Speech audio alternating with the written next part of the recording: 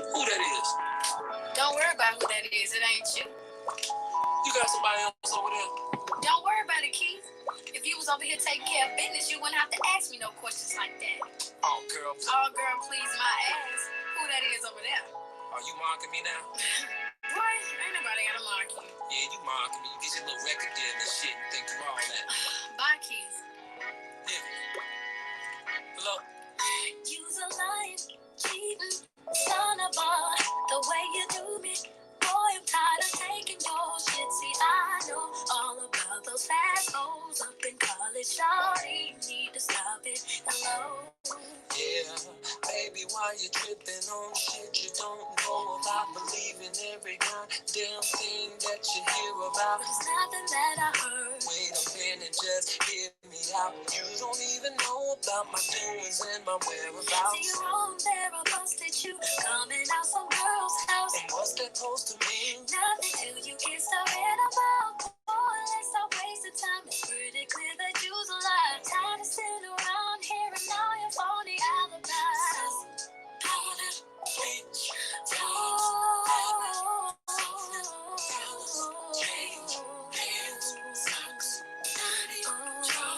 I'm headed to the laundry mat. Let's not forget the food stains.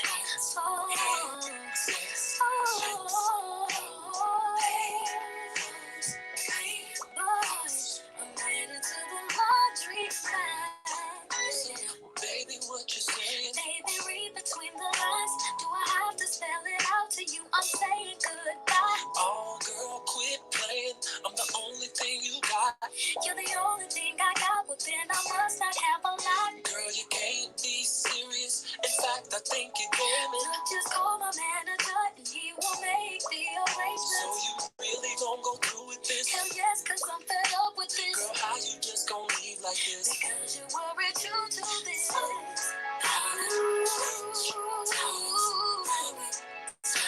baby.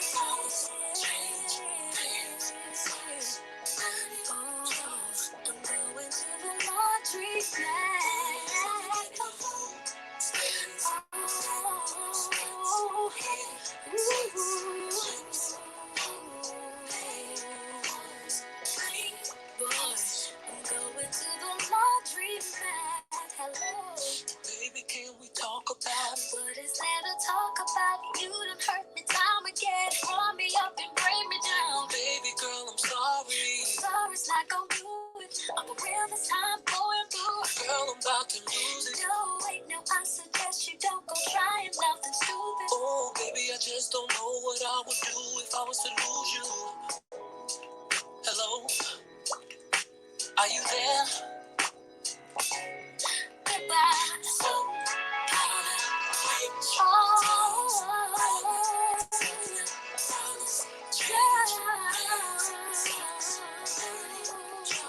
I'm headed to the laundry bag. Food, safe, dirt, spot,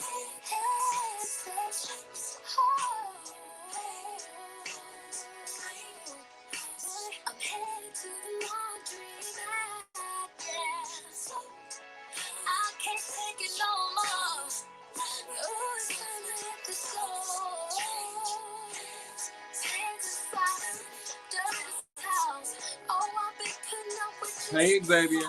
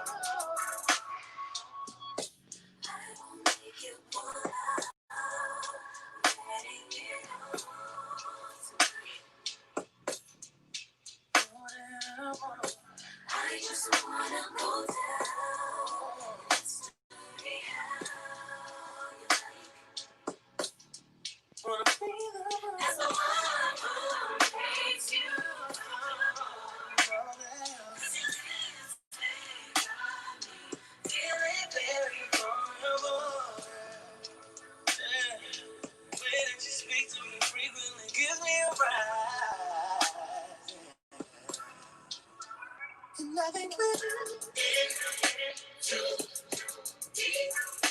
Don't wanna fall out. And I think we're too deep. Don't wanna fall out. Don't you baby pull out right where we're supposed to be. Oh yeah. I just wanna go down. Where would you go?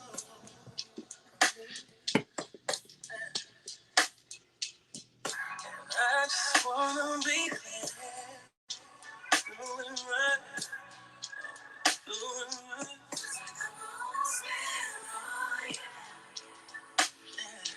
Waiting, speed to be free when you give me up. I think we too deep. Don't wanna fall out. I think we too deep. Don't wanna fall out.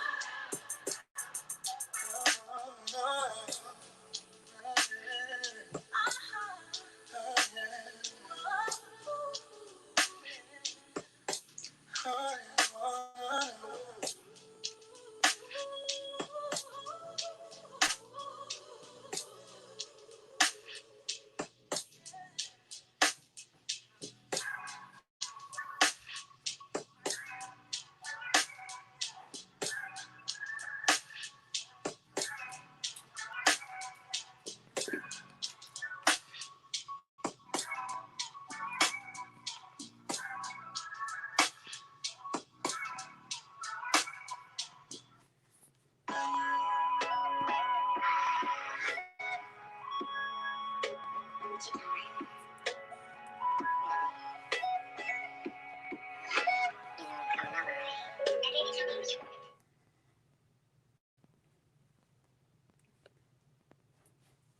I must search my heart if I can find anything wrong. Baby, back in time, I search my heart if I can find anything wrong. Yes, you did. Baby, back in time, I search my heart if I can find anything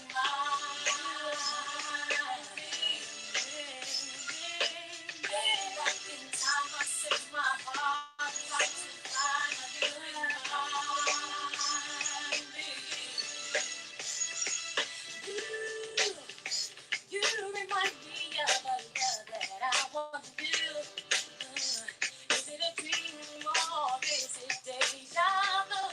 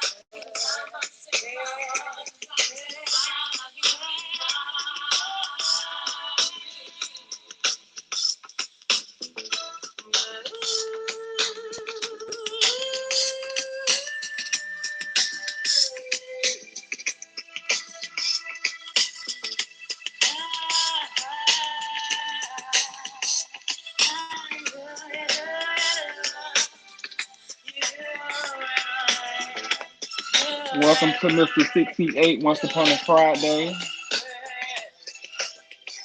Can everyone hear me? If you can hear me, say hell yeah. Say hell yeah. Say hell yeah one time, hey. Or say hell yeah a 2 times, say. Say hell yeah a 3 times, say. If y'all can hear me out there, can I get a hell yeah?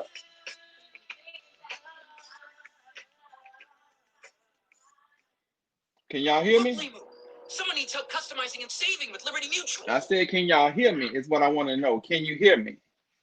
Is it talking loud? Can you hear me? I need somebody to say yes. I can hear you. Hell yeah, I can hear you. Starting to see spaceships on bank.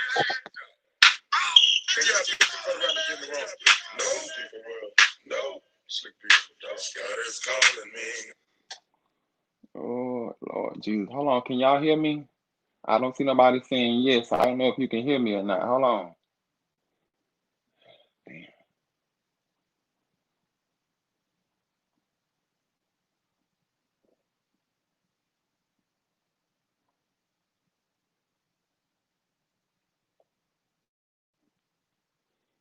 Okay, there we go. All right, what about now? Can you hear me now?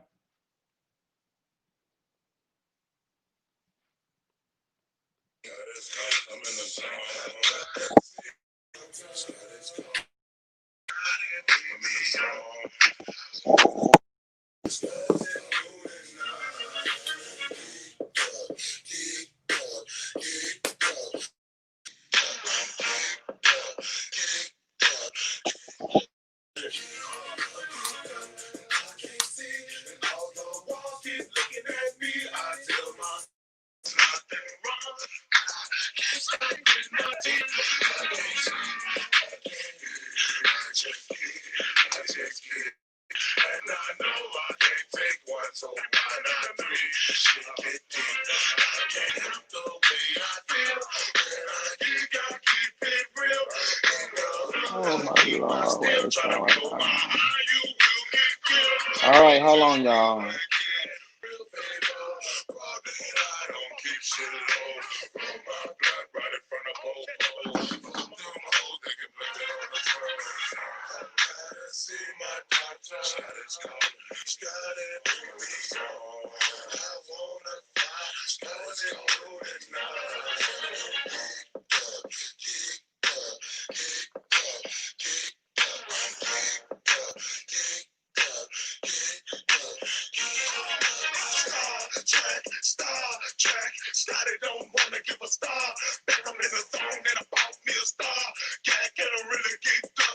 There we go.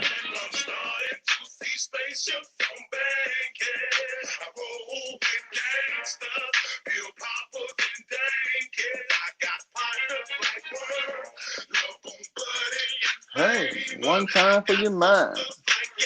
2 times for your mind. Hey, hey.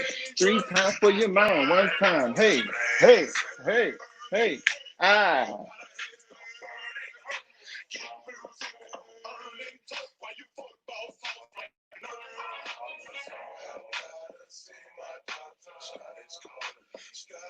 Yes, Bill, I was purposely not on because I was trying to do something in the background. 1 time, hey, hey,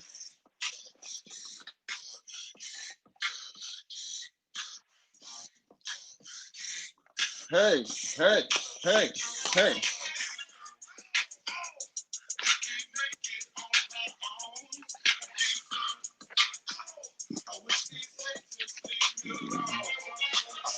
Twerk.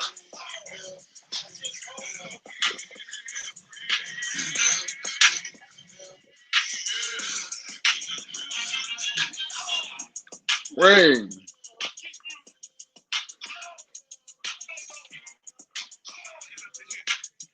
Hey, 1 time for your mind. Hey, hey, hey. Put your back into it. Hey. Eat some watermelon twerk. Hey. Mm.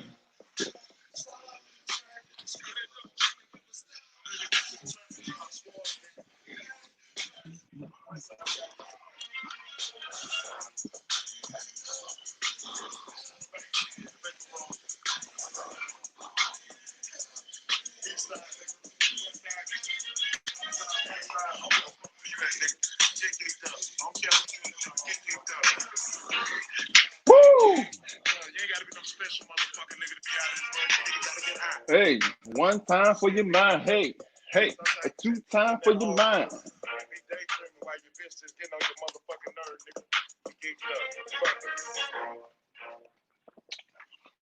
Okay. What's up, y'all? It's Mister6ft8 back at you with another video here. It's called Once Upon a Friday. As of now, Grown and Sexy Fridays is no more. It's done with. In the garbage, gone away. It's Once Upon a Friday with Mister6ft8 and friends. How you like that? Oh, Lord. Bitch, I'm out of breath. What's going on? So I'm going to start this off with. So we going to kind of shift it up a little. I got rid of my Grown and Sexy Fridays, y'all. I had to let it go.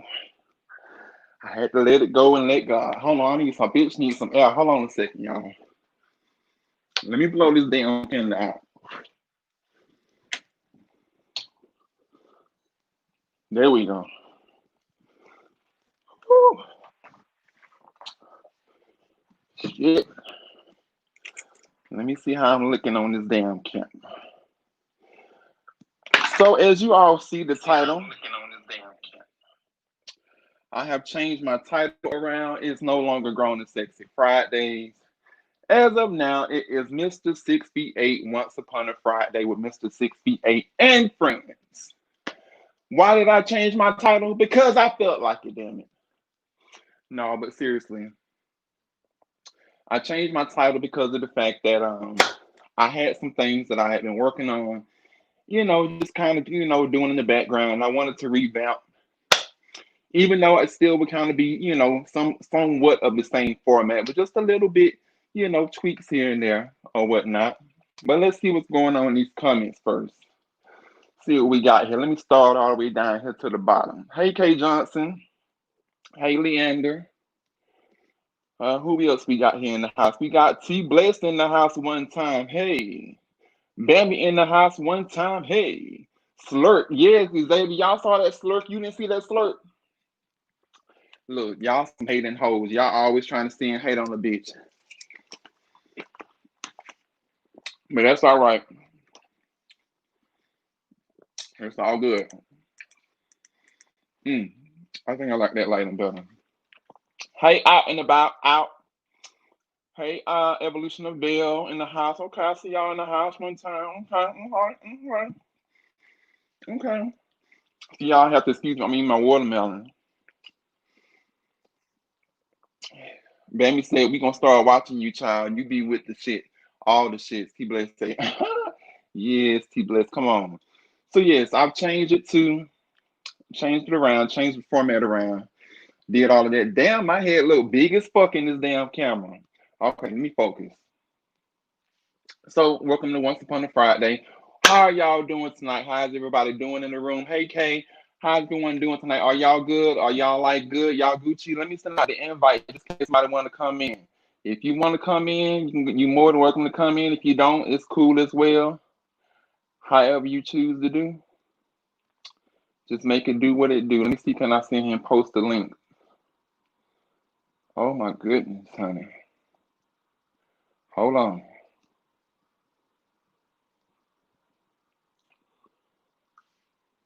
There we go. So I posted a link. Posted a link one time. Oh Lord, let me back the hell up. So I've been gone for a minute. Hey Eugene, I've been gone for a minute, y'all. I've been going through some things, trying to get some things organized. I've been trying to get your house in order. Oh, do it today.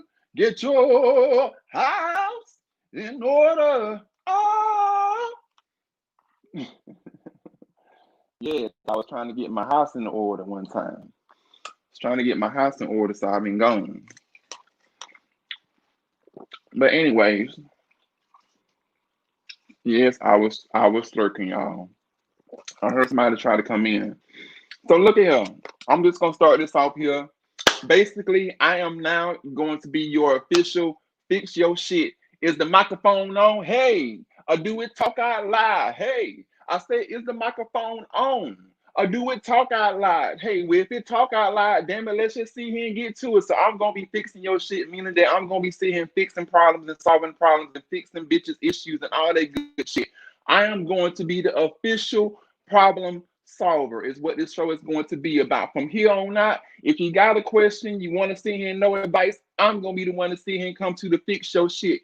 So is the microphone on? Do it talk out loud. If you got something to sit here and ask me, if you want to know advice, just come to me. Call on a friend. I'll sit here and got you in the right direction, boo. Hey, Bill. Hey, what's Can up, you hear good me? people? Can you hear me? Not much time. Yes, I can hear you loud and clear. Okay, because I'm outside, so I'm be muting myself. What's up, Yeah, though? I can hear you. It sounds like you. It sounds like that you outside in the rain, like you having a key sweat moment. Are you outside in the rain? Is that what's going So, on? something like that. I'm outside, and there is water, but it's coming from a hose, and not the one Okay. attached, not the one attached to my body. I was about to say, what you hosing down? I want to be showered. You can hose me down anytime. Damn But it. yeah, I'm almost You know, done, but I wanted you to know, check since in. since Xavier's soul ain't calling your name, Eugene them and all of them people over there, Silent X Radio, since they over there writing checks that they ass can't cash, you can come hose me down when you get ready any second of the hour. Because I'm official single man and I'm wet. Team pride, bitch. Yes, one time for your mind. Okay, did I come in on something I shouldn't be a part of? No, you good. Ain't nothing wrong with a little foursome. Hell, a fivesome ain't never hurt nobody. Shit. It is what it is. Don't worry. I will. And we'll pull up. And we'll pull up. Just shoot me the address. Now, so I'm kind of doing things a little different tonight and everything. Yeah, I'm feeling myself, damn. I'm kind of feeling myself tonight. You know, I'm trying to, I got my hair cut, busting and laid to the side, honey. I got a mission I got to go on tomorrow that's going to lead me back to Jesus and everything. So it's all Gucci over here. So look, I'm trying to fix issues around here. I'm trying to get things together and fix issues and heal people. Here you go, Lord. Lord, here you go.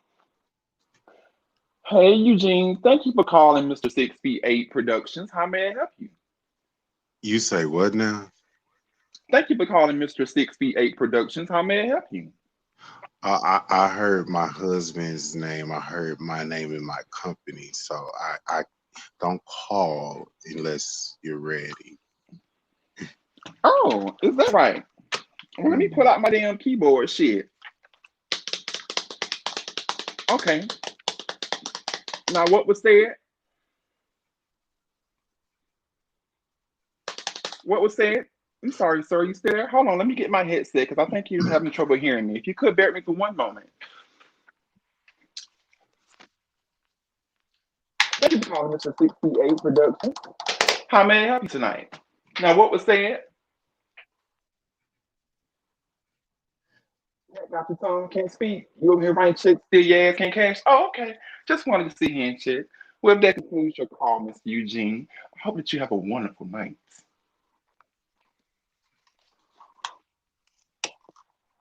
I think you're losing customers already. I guess I'm running. Work ain't earned, but it pays the bill. All right, so look, here we go, y'all. Because Eugene over there with that 2G Wi-Fi and I can't hear him really well. So look, here we go. So I got questions that I'm gonna sit here and bring in, questions that people ask, and basically, what it's gonna be about is that the first segment is gonna be kind of like the Q&A to where I kind of help people fix their shit and stuff. That's all. It's the microphone on. Do it. Talk out loud. A little something, something. Bambi said Eugene already called you. If you didn't sign the papers, don't call on them. Oh well, I did. I called and nobody delivered. So it is what it is. No, no, Now, no, no, with that no, being no, no, said, no, no, no, oh, he no. speaks. He speaks. Well, let me put this damn headset back on. Hold on, y'all. He speaks. Calling Mister 68 Productions. How may I help?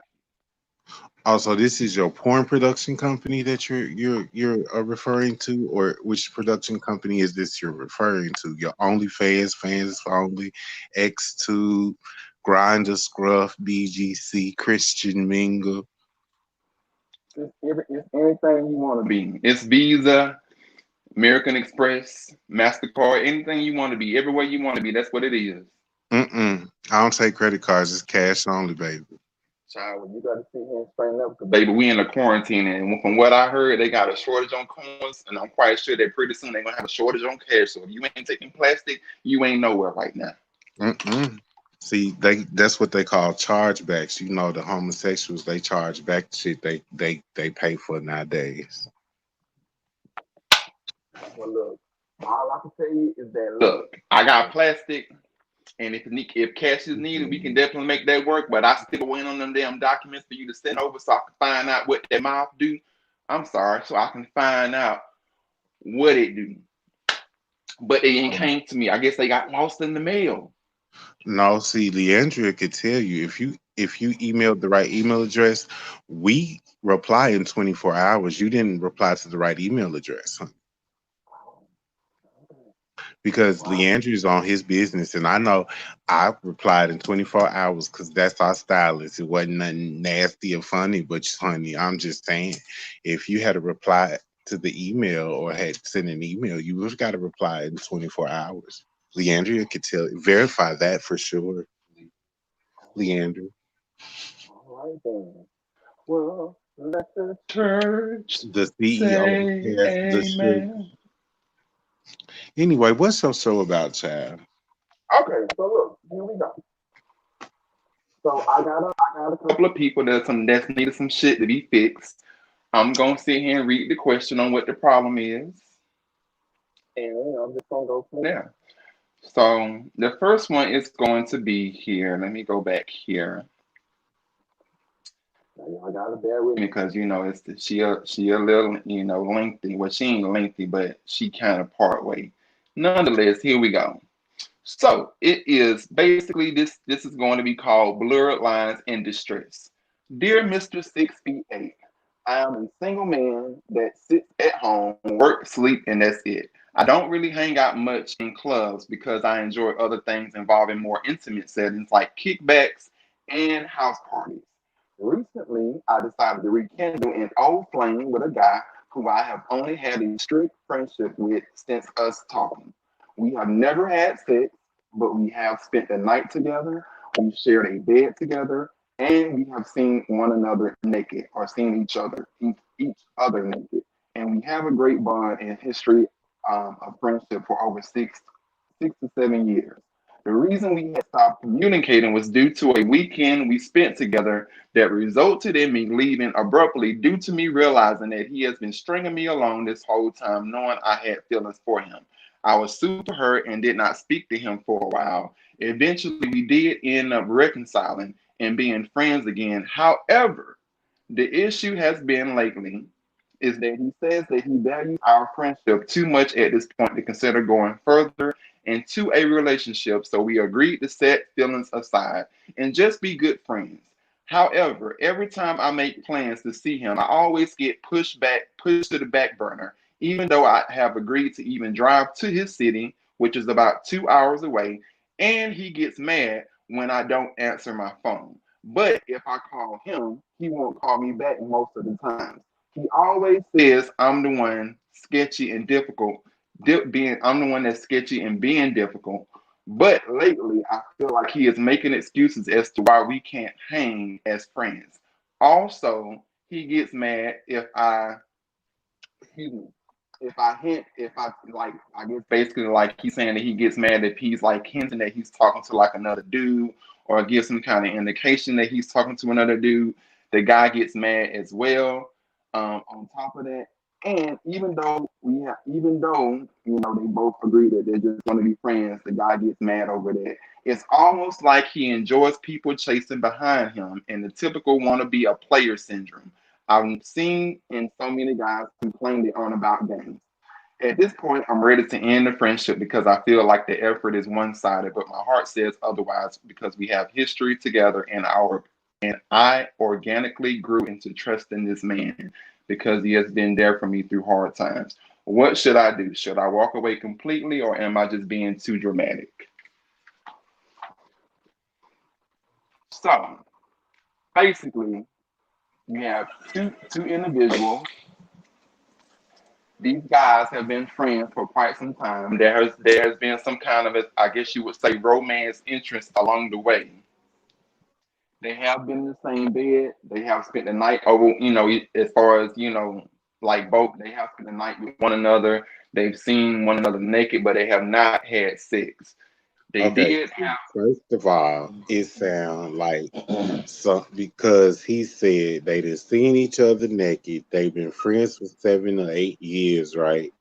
And then the one get they make plans, and every Right. time he hints to being in a relationship or being interested in somebody else, he gets mad. So at some point, it sounded to me like somebody gave some fellatio somewhere along the way. They might not have been bang, bang, bang, bang, banging, but they was slurp, slurp, slurp, slurp, slurping. But it could be the other dude just is emotional. All I gotta say is, why waste your time, honey? It's 101 damn men in the damn sea, and fish and train. It's you got anything you want. True. If But you not satisfied and happy within yourself and making yourself happy, and that person ain't making you happy, and you ain't found the person to make you happy, then why is you wasting your time? true. That is very Because much true. you repeating the same cycle for 7 years, and then every time you get interested in somebody, then you lay off. It sounds like they lay off because they get upset because they waiting for him.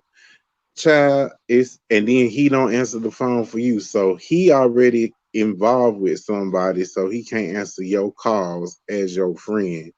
You can't have a man because you waiting for him to be your man, and then, child, this ain't a bunch of crockers. So it's just a lot. And so it can be agreed that it's just a whole lot going on to it. Basically, he's waiting on somebody who probably is never going to be with him. Is what it sounds like. But I mean, I did go through that. Like, I did go through that for a minute because I really, really, but I ended up marrying the person. So there's a totally difference to Hmm. just, I ended up marrying them and still married to them. So, I Okay. mean, I've done it, but mine was, I had made up my mind after that last note that I was going to go take my whole self on my whole excavation, and then something else happened. So, but the difference is the person I was interested in, they Hmm. weren't not paying me attention. They just weren't interested in dating me. And So dating. it's a difference in like though that too, because the person wasn't dating somebody else. We were roommates. So when we made plans together, we did what we was gonna do, but I didn't have that whole little like you're 2 hours away and no, you 2 hours away doing what you want to do. Matter of fact, you ain't answering your phone because you probably in the bed with the Negro that you trying to see. Mm-mm. So it's just a whole lot of games being played. And then on top of that, I also think that because of the fact, this person lives in a separate city, because of the fact that they also like, they've had history together. They said they've been friends for like 6 or 7 years. I think it sounds like that there was a time somewhere along the way to where, as far as it may have been a mutual thing, as far as like two-way street, but it just sounds like that somebody was probably not as invested as the other person. And so therefore, because of that, it sounds like that it just was kind of like a one-sided thing because he said that he calls him at times, but then he don't pick up. But then when it's flipped around, it's like he expects him to pick up the phone automatically. And see, it's like stuff like that. I be trying to sit here and let these women and men know. Look, if a nigga ain't sitting here trying to make time for you, if you out here chasing behind somebody that's clearly showing you all the signs, Like it's one thing to be friends. If you're gonna be friends, okay, be friends. If you ain't, if you know you're gonna set boundaries, that's cool, that's fine. You know, y'all want to keep the friendship going, cool. It's all good. However, if you up here chasing behind this dude, knowing damn well that this dude is not obligated, tied down to anything, you know good time well that he in another city probably doing his own thing. It's like, why even waste your time bothering? Don't even waste your gas money. I know I gas think cheap right now, but don't even waste your gas money seeing going chasing behind a nigga who clearly ain't making time for you. Like he I, already showing you that you are not a priority. I think some people get into patterns and habits, and a lot of times, a lot of people. Um, I hate to bring up Jada and Will and the whole red table, but something that Jada did say that was very essential Mhm. was she just needed to be to feel good, right? So Right, in the relationship that she established with the person she established with, a lot of times we don't establish the boundaries or what we our expectations of the relationships that we go in. So we allow a lot uh of what's the word I'm looking for? We allow a lot of mistreatment because that's the way that we allowed the relationship to begin. And if mhm, that's the way the relationship has been for years, why would I change it if that's why would the other person change something that has been allowed or acceptable for years?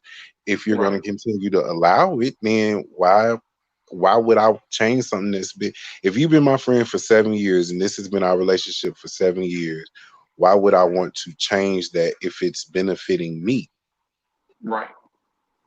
Right, and that's that. I actually was gonna chime in and say basically the same thing Eugene is saying, and I've actually been in a situation very similar to that, and to me, it's just a case of the writing's on the wall. He's just not that into you, and I think there was a book that was titled that years ago, and basically exactly what Eugene is saying, a person can love to have you around because it makes them feel good, but it sounds like it's a situation of convenience. So when he needs a dose, that's when he's calling, that's when he's available.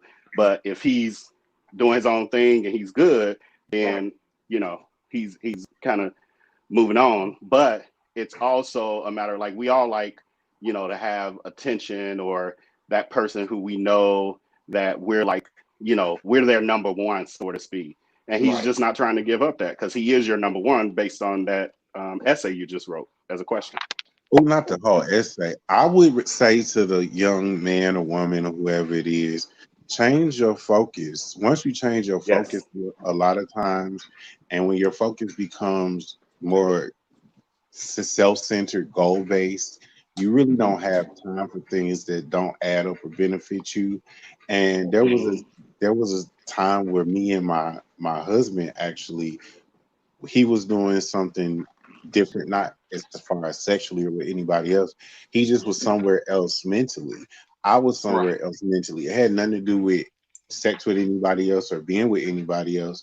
But he was focused on, I think, his project at the time, and I was focused on the client at the time. So we really had to go our own ways. Once you focus on you and you really get really engrossed with you and what's best for you, you really find that you don't really have that much time to really Right. focus on making somebody else happy because it's more so about you. You. So I would say to them that literally just like start really focusing on what make you happy. Hell, if him calling you or you calling him takes time away from your day and stresses you out or pisses you off, then don't call. Don't waste your time. I could be doing that time trying to write a business plan, find a grant or something. Shit. So But I get what you're saying, go out. Eugene. But I think this is also a case of the individual who wrote the question. They're getting a dose from it too. It's like a drug. It's like a little high. So Right. each time that call is answered, and they have a 10 or 15 minute call, if that 5 minutes even, Now, he's floating on cloud nine for maybe the next, day or whatever. But Okay. then, he's let down and disappointed again. So what he needs to do, and still along the lines of what you're saying, is find that other thing in his life that gives him just as much pleasure and that much of a same kind of level of a dose. But also be mindful that when you distance yourself from someone who uses you, manipulates you, and occupies your time and your space in that way, they're going to come after you. Like if there's any kind of feelings, once you start to distance yourself is when they're going to step it up a little bit. But don't let that fool you, because it's basically them still trying to hold on to you in that selfish way that is not fulfilling for you. Even when they trying to hold on, Vil, my thing is, if you're changing the relationship to make what works for you and what's hurting you to stop hurting you, you have to make those changes. So yeah, that 5 minutes might be great that you spend. And I mean, I've been in that situation. I dated a preacher that was married, so our time was very limited, and I did appreciate the time, even though it was stolen moments. But when I got to the point that I'm like, why the hell am I wasting trying to wait for you when you chasing this and you got a hope and I can have me somebody for myself? That's that it don't add up. Like if you 2 hours away, and I'm sure in the 2 hours that you are away, it's all kind of pieces and everything and fishes and or whatever you want to call them wherever you are, right? So why not take my time to see what else is out there that will not necessarily benefit me, but when I say benefit me, make me happy. Because when they do come back, we need to have a new conversation because this is what's changed. Yeah, I'm not answering my phone because guess what? There's other things in my life. If you're not available, that's fine with me, but this is what I'm going to do. So you got to know how to play your cards right. Right. And that's a very true statement. You got to know how to play the game because it sounds like that the guy is playing games and running circles around the dude because he know. I mean, if you've been somebody's friend for 6 or 7 years, you pretty much know this person. I'm assuming inside and out as far as how they operate, how they move as far as emotionally from an emotional standpoint. So you gonna know as far as exactly what buttons to press, how to keep them, like coming back into you like all of it, like you gonna know all that stuff. So it really did sound like, and then Bill made a good point when he mentioned about, as far as like knowing how to, as far as having no strength to like maintain and walk away because a 15-minute phone call, you can have a whole nother, like, oh my God, I'm feeling some kind of way again. I'm talking to this man again. It's like you keep going back in the same cycle. Because trust me, I've But been there. Keep going back in the same cycle, and it's just like it's repetitive. but in that 15-minute phone call, he could be laying up with his ping pong and whoever he's sleeping with, telling you whatever he want to tell you in that 15 minutes. Trust me, I know I've seen it happen literally. So Have you you done can't. it as well, Eugene? You sound very experienced. You say what? Have you done it as well? You sound very experienced. I hadn't thought about that part. I was in a relationship with a whole married preacher, so I've seen the preacher get a phone call from his wife. We're in a hotel room, and literally, I'm inside of him, and he like, oh, I've seen this happen. So it's not like Mm. it ain't like some. So have I personally done that to somebody? I have never.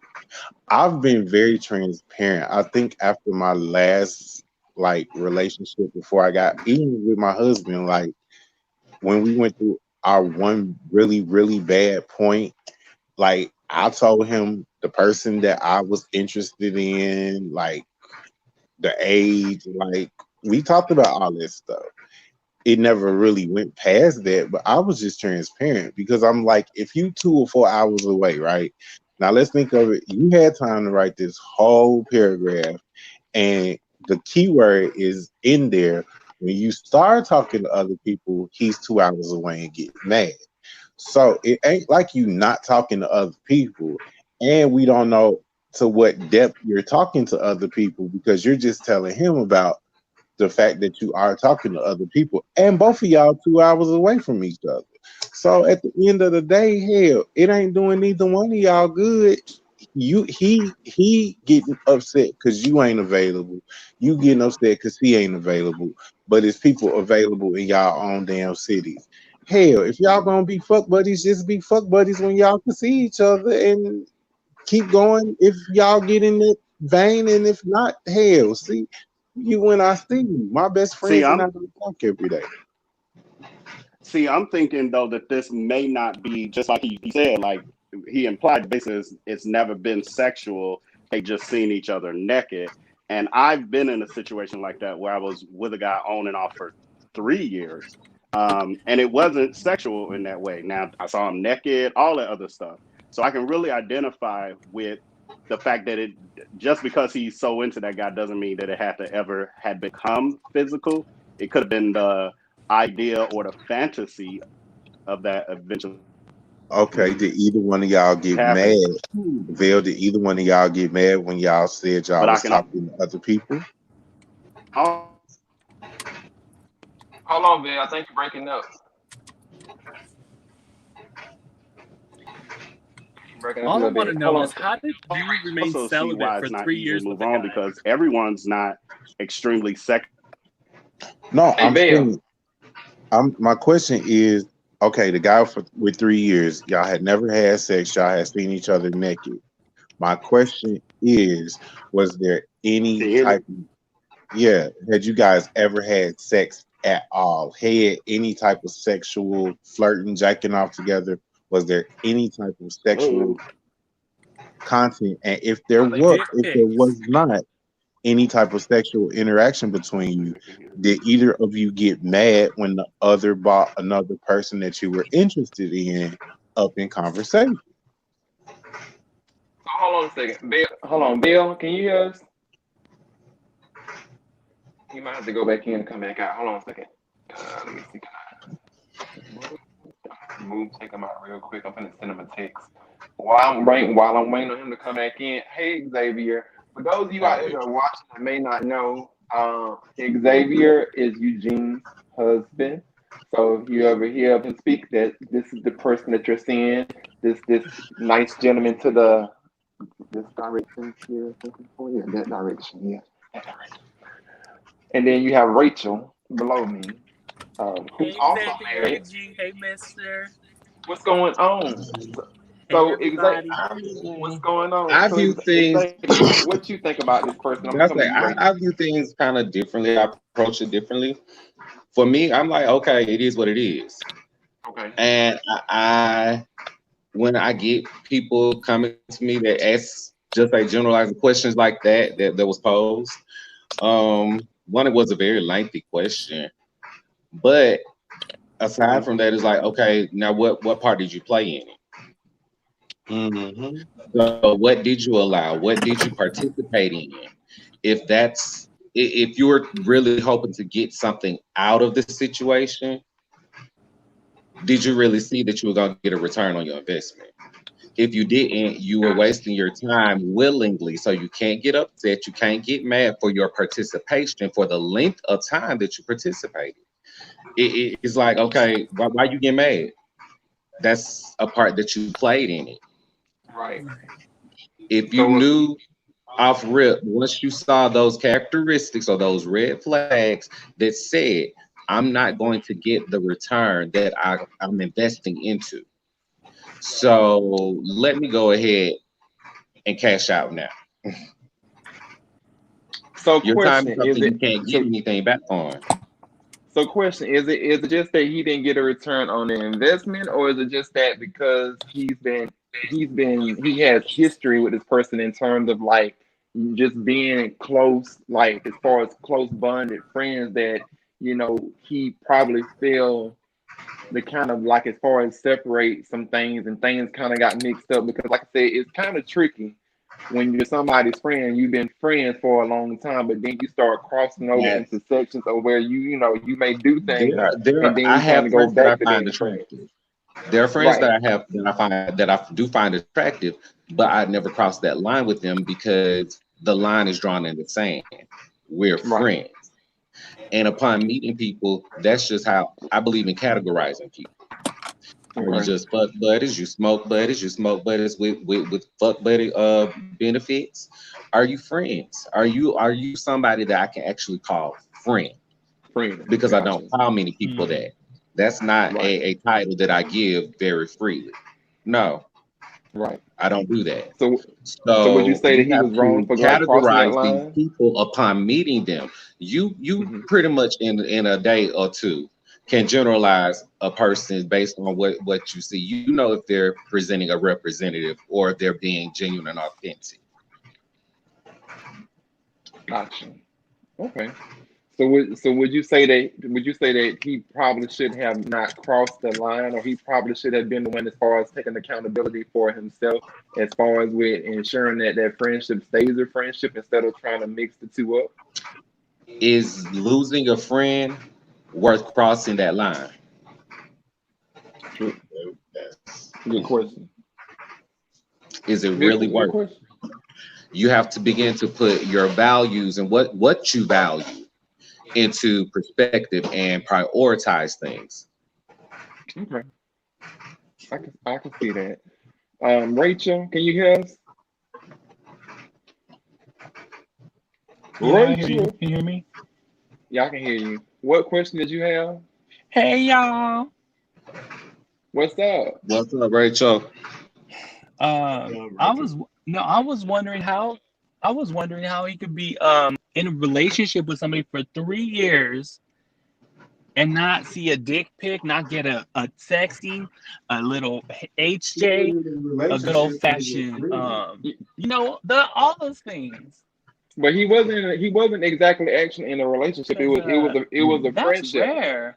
He wasn't in a relationship. He was an actual friend. It was a friendship, Oh. a long-term friendship. It's just that they had, as far as, it's kind of like one of those things to where you have a long-term friend. Y'all probably went there a time, not necessarily have sex, but y'all probably, just based on what the question read, y'all probably did something that crossed the line, put it like that. And then as a result of that, tried to go back as far as just, to being, I see you dropped off, but trying to go back as far as just, being friends, and then it probably, as far as something probably went wrong somewhere, somebody probably feelings because of the fact that you've been invested at this point into that person. It's like now it's just at a point to where it's like, okay, there's this guy that I like, I got feelings for or whatever because I crossed certain lines. So basically, because certain lines was crossed, it's like now it became a thing of, oh, now I got to deal with having feelings. So that's kind of what it was. It was never really in an actual relationship though. Okay. Yeah. And that's So like even for me, I view friendships like all of them are ships. So whatever ship it may be, friendship, Hmm. relationship, whatever type of ship it is, you both have to, however many people are on that ship, have to know where the Right. ship is going. have you guys ever crossed the line with friendship and it got sexual with friends? Have you guys ever had that? Hmm.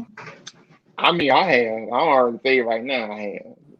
And It see, didn't go I'm too I'm well. I'm a different type of person because I can separate the physical from emotional. Sexual is strictly sexual. That doesn't have anything to do with the emotional side of the friendship to me. So if you cross that line, be able to handle what comes along with it, okay, cool. We just had sex and next. Let's go play spades. What? Okay. And I see Bambi. I see It's not Bambi a put big in the deal. comments. He said he lost a high school friend from crossing that line years into Hmm. our friendship. And you know what? That all goes back into a thing of, you sometimes, like you said, depending on how you are wired emotionally, from an emotional standpoint, you may be able to actually, as far as separate the two and go about doing your business. But then you may have some that may not. Like with me, as I told y'all before, I'm not wired to be doing all of that. That's why I've had to learn how to set boundaries and parameters to keep myself from, as far as like Hmm. crossing those lines, because I know what it's gonna give for me. But a lot of people cross those lines because it's like the curiosity of it. It's like, I want to know. And then once you cross that line, you do the do. And it's like, You can't undo some things, like you can't unsee a person in a certain position. You can't like it's certain things you're not gonna be able to like unsee, period. So Hmm. it's like because of that, now you're kind of stuck in this loop to where you're kind of like, yeah, we're friends, but I got feelings for him, but we ain't together, but I feel some kind of way. And All it right. makes things complicated. And if you've been friends for that length of time, you know whether or not they are relationship material for you, if they're compatible in that arena for you, or if you more so doing self-evaluation first to say, am I what my friend needs? Mm. Because we True. we really have a thing where we don't like to really fully examine ourselves and really say, I can be a fucked up individual. Right. I can be a straight up asshole when I want to be. But as my friend, you let me slide with it because it's just me being me and you're okay with that. But in a relationship, it's totally different. Right. Mm.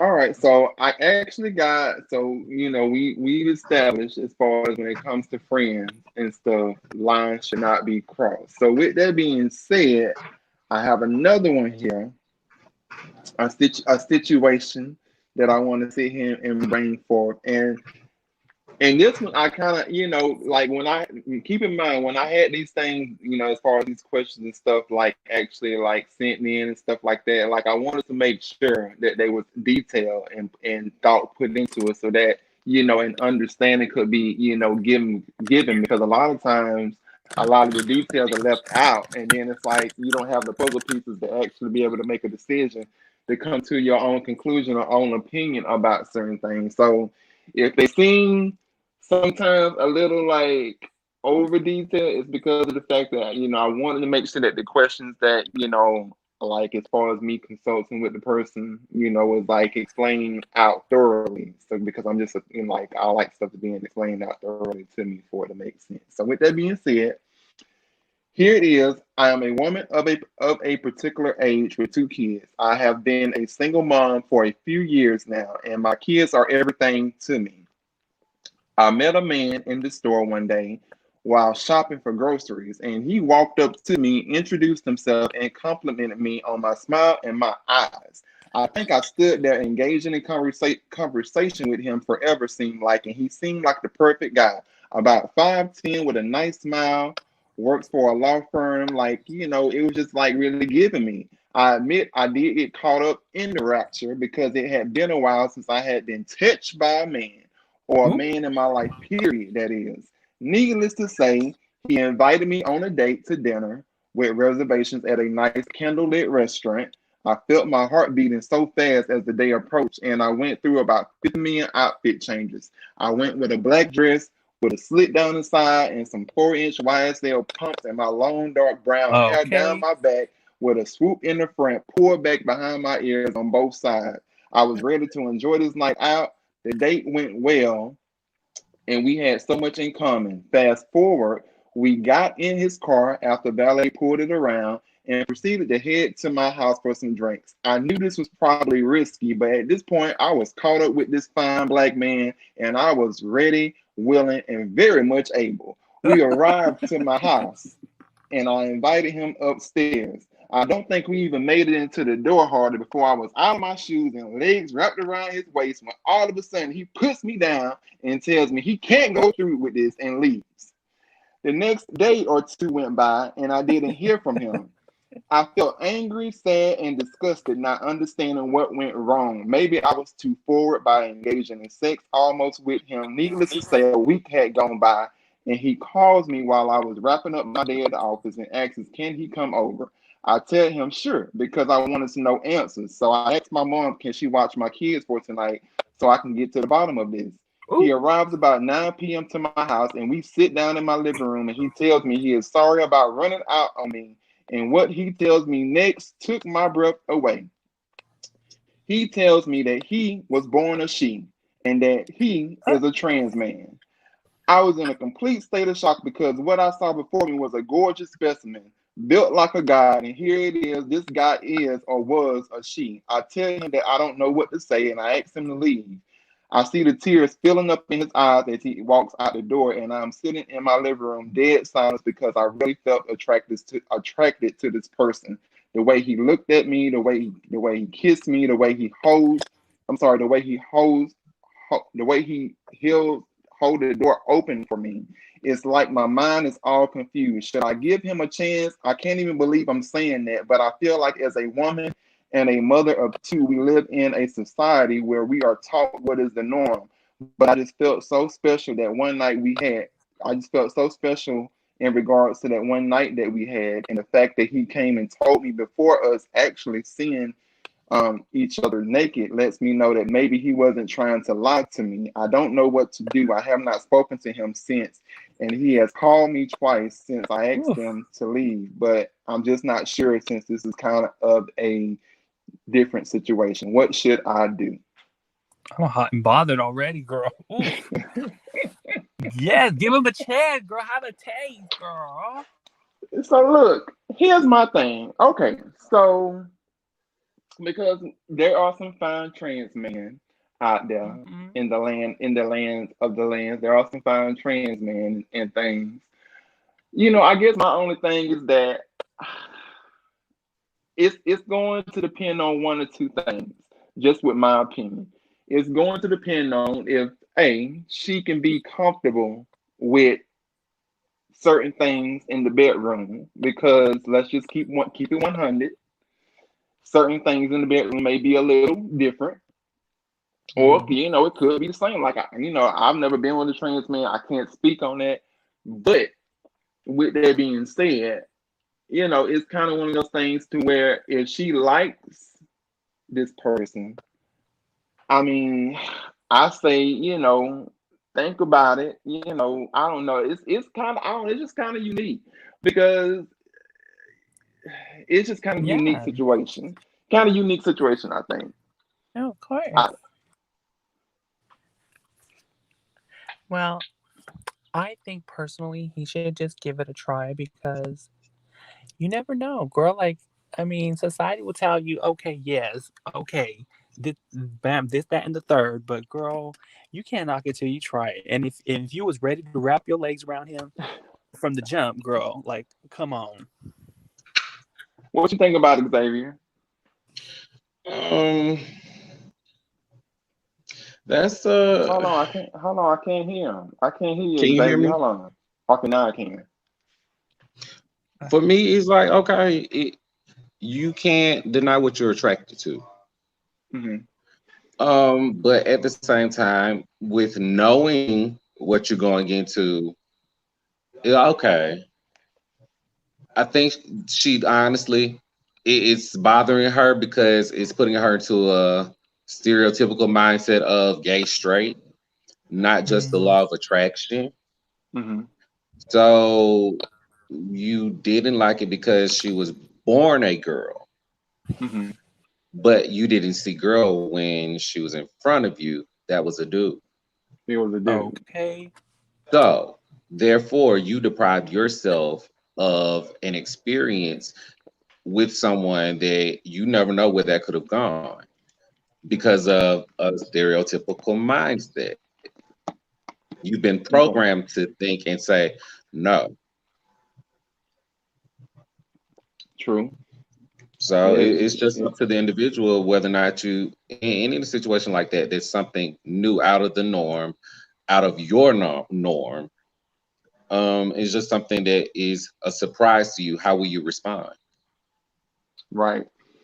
So being that, because I mean, it sounds to me based on what I read that she's kind of considering on as far as like if the person is willing, as far as if the person don't feel to the point of hurt of no return from being, I guess, rejected, or Hmm. feeling some kind of way because she told him to leave. But it sounds like that she's willing to kind of test the water and see where it goes. Do Hmm. you think that being that of the circumstances being that it's a trans man and here's this woman the first time she never really experienced, because like I said, let's keep it real, depending on as far as what you know at what stage of development when it comes to that person's own personal journey. Things may be different in the bedroom, whereas, and I'm quite sure that, she understands that. But, when you think about it as far as the bigger picture, as far as when you look at it from a satisfaction standpoint, do you think that it will be wise for her to, as far as for them both to give it another chance, for them both to go at it, as far as say, okay, now that everything is Strictly out in the is, open, let's do it. had she responded differently, that would Hmm. possibly be someone that she could go back to explore that with. Okay, But the way she departed, that doesn't create a comfortable comfortable environment to stuff. come back into for that. So kind of like your loss, you lose. Okay, Better luck next time. better luck next time. All right. Okay. Right, Rachel, and Rachel, you said that you think they should sit here as far as like give them another shot and go at it. Yeah, girl, get your feet wet, girl. Take a little dip in the waters of the kiddie pond, girl. Come on. Okay. All right. What about you all in the comments? What do you all think down there in the comments in La La Land? Like I know these both questions was kind of long. That's why I kind of made them like I was like, okay, I'm gonna choose these two because I knew I would be able to as far as to take them and kind of like as You far as right, using Bambi? as far as for the actual like purpose that I wanted to use them for. So that's the reason why I kind of read from word. But what do you all think in the comments as far as what she should do or what they should do as far as in the situation? Do you think they should leave it alone, go forward? Like, how do you think they should still handle it? And while I'm waiting on that here, because I think my thing, I don't know if it's okay. See, Bambi, that goes to what I was saying. Had she done that originally, had she sat down to really explain what was going on in that moment, take a beat, gather yourself, and then articulate what's going on in your mind and your emotions, what you're feeling. Right. That's the time to do it. Don't wait. And then you have never create a situation where you have to go back to apologize So it was when too you can much. handle It it was right too much that first acting on time. impulse. So it was too much acting on impulse. Hmm. Gotcha. We're very prone to do that as human beings. It's just Well, instant reaction. No, take that beat, take that moment to process take it all in. What's going on right now? What is it that I want in this moment? If you can't figure it out, that's where you articulate that. Just say, you know what, this is a bit more than I really thought was going on. Oh, not necessarily bad or good. I just need a moment to really gather my thoughts to see what I want to do see and what you just want to let it do. go from there. Cool. So I like that, and I see that Bambi wrote that. He said, I think that may have been why he came into her house, and the woman may have gotten the wrong idea. He was directing that comment towards you, in Hmm. response. All right, well, child, look, it seems like that it's some shit to be figured out between them. Hopefully they get it together. Hopefully it kind of gives them some idea, and everything when they watch this as far as figuring out what the hell they want to sit here and do because they're right there. That kind of took me for a loop. I was like, wait a minute now. I ain't say I had a master's. I said I had a bachelor's degree in psychology. I ain't say I had a damn PhD. But okay, all right then. I hear you. Okay. So, excuse me. That leads into my next thing that I wanted to get into. Now, I know that we talk about sex a lot on this Grown and Sexy Fridays and stuff, and that's the reason why I kind of revamped everything around because sex and stuff is good, but I feel like that there's so much other aspects that you can get into when it comes to satisfaction and things as far as when it comes to a person being happy and what turns a person on and just everyday shit that a person deal with. So I don't think that because I went back through my other lives, like I think we probably touched on it here and there, but never really talked about it. And I feel like that not just with me, but I don't really see it, not just well, I don't really see it talked about just with my everyday life because I feel like a lot of people see it as taboo or whatever. But with the whole thing as it pertains to dating somebody, if you're HIV positive or if you're negative, when it comes to being afraid, or you may not be educated, or may not be as informed of certain things that pertains to as far as your status and stuff. So with me myself, I've actually dated people who were positive, and we've used protection and stuff. I will say that when I first actually um, like the first person that I actually, as far as came across in passing who was actually positive, I'm not gonna even lie to you. Me and the guy, we had been as far as kicking it for a while. We hadn't had sex, but we had been kicking it for a while, and we was really close.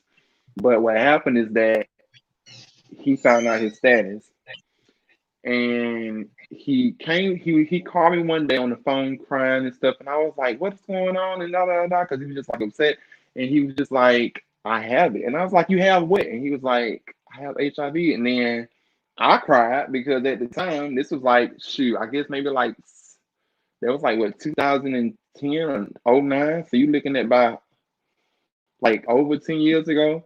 So back then, like I didn't really know what was what because I was just now as far as coming into my own thing and doing my own thing, and it was just like I didn't really know as far as what to think about it. So needless to say, I needless to say, I met the hey Bambi. Needless to say, the guy told me or whatever, and I was upset. I cried like I thought he was gonna die.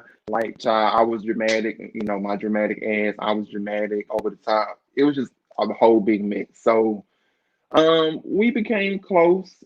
I think after that because of the fact that it was like at that particular point I couldn't just turn off my feelings. Like I really a part of me really wanted to. I'm not gonna lie, because like I said, back then I wasn't as informed or as knowledge, so I was just like I didn't know what to make of it, so I was panicking. But then it was like I couldn't turn off my feelings, even though I wanted to, because I was like, now I'm feeling in love with a guy, and now this guy done found out that his status is positive. So it's just like, what do I sit here and do, or how do I sit here and go about, handling the situation and stuff.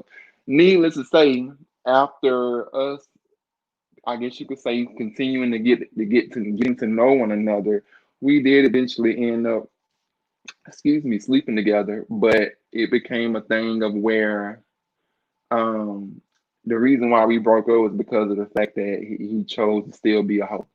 And I guess that's the biggest thing that bothered me about the situation in whole, because of the fact that I'm just like, here it is, you got somebody, whereas a lot of people have people who reject them for being positive, and you got somebody that's willing to, be by your side, who has actually slept with you, so they ain't just talking out the side of their neck.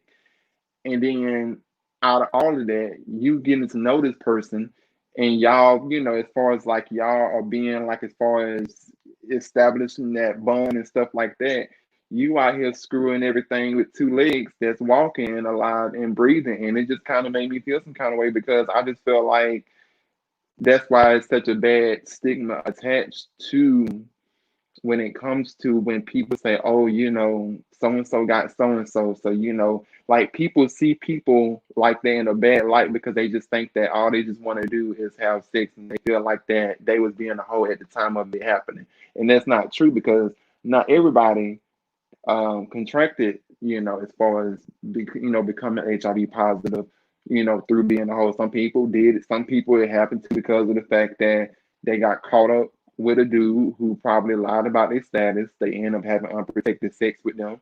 And now it became a thing of where it's like, boom, next thing you know, they go to the clinic and child, they come back positive, and that's just what it was given. And so it just kind of brought the topic to my mind just to kind of like throw it around and see what people feel as far as in regards to that, because I feel like that is not talked about enough, and people always, like I say, attach bad stigma to it.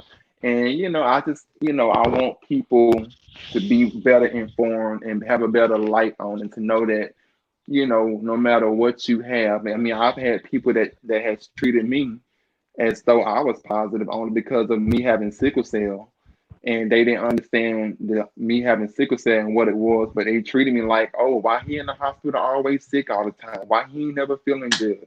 Why he lost his weight? Why this? Why that? So just kind of And as people far as probably going looked out at there. you as having sickle cell as a cover up for you probably being positive. Um, Exactly. and you just using it as an excuse because they always say in the gay community, oh, when somebody lose weight, why bitch can't just eat healthier and lose weight? Or people tell me all the time, or I've had people comment on my stuff because I've gained weight, not knowing that Right. I've been eating more and not working out like my as you get older, your metabolism slow. And to be honest, it doesn't take me long to drop weight. I ain't got my fat ass up and did nothing about it. So people have Right. also left comments and stuff like that on my videos or whatever in life. I had a friend that knew me back when I was like 22, and then she saw me a few years later. Oh, oh, you didn't got thick or you didn't got big. Oh, that's because of that medicine you taking. Bitch, you don't Hmm. know my life. Bitch, I ain't seen you in how many years? They just because she knows my status or whatever like that. Oh, that's because of them pills. And I've had somebody write that on one of my videos before. No, bitch, it's Burger King. Why the fuck do my medication or whatever I'm doing got it equal to that? Right. You don't see me on a daily basis. You don't know what the fuck I be doing. I'm like, what the? How does that even equate? Right. So do you with that being said, and for those that are watching, just to set it clear and make it clear, Bama, And so that for those that are unclear, I am positive. Yes. okay. So with that being said, do you feel that in the especially in the gay community, I would say that people, when it comes to whether we are dying or whether we've passed away and gone on, do you feel like that everything that's associated with a person being sick, dying, or whatever the case in the gay community, people always link it back to being positive? People try to use being positive as a read, which that read is kind of tied in through. It never really was a read. But at the same time, when people say stuff like that, it's like, okay, the girls like to call the girls that are positive sick or, stuff like Hmm. that. I'm like, okay, I've even before my status, I would only get sick once a year, whether it be the flu Hmm. or a cold. Like Hmm. I'm sitting here like, you keep calling me sick, but girl, you always coughing more than I am. You're in the clinic more than I am. You're in the hospital more than I am. You always taking pills for this, this, and this. But I'm like, Hmm. okay, but I don't throw it back in their face. I just be like, oh, okay, that's your read for Right. today. That's the best you got. But they like to say the girls is dying. I'm like, okay, because people aren't educated about it. Even before So we got all of these Yeah. new meds, I was unclear because I know I told you this before, but I'm not sure if I said it on the live. When I found out I was in the military, so when you find out when you're in the military, they make you go through this group therapy session. So it's mhm, a class where they bring in like older I'm not gonna say older, but people that's had it for years and how they cope with mhm, it and what to do and how to deal with it and everything like that. And everybody thinks it's just a death sentence and this and that, but it's people in the military, which that's a false narrative as well because people think that because you're in you can't be positive in the military, and that's false as well. Um, is people that would come in 15, 20 years and have been positive, living fine, and, been on a medicine regimen and everything like that, living a full, healthy life.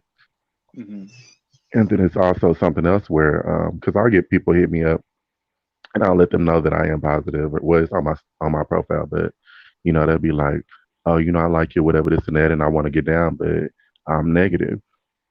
And I guess some people think that because I'm positive and they're negative, that they don't understand that they either don't understand how it's spread or stuff like that. or oh, I'm not positive, or I get responses like that.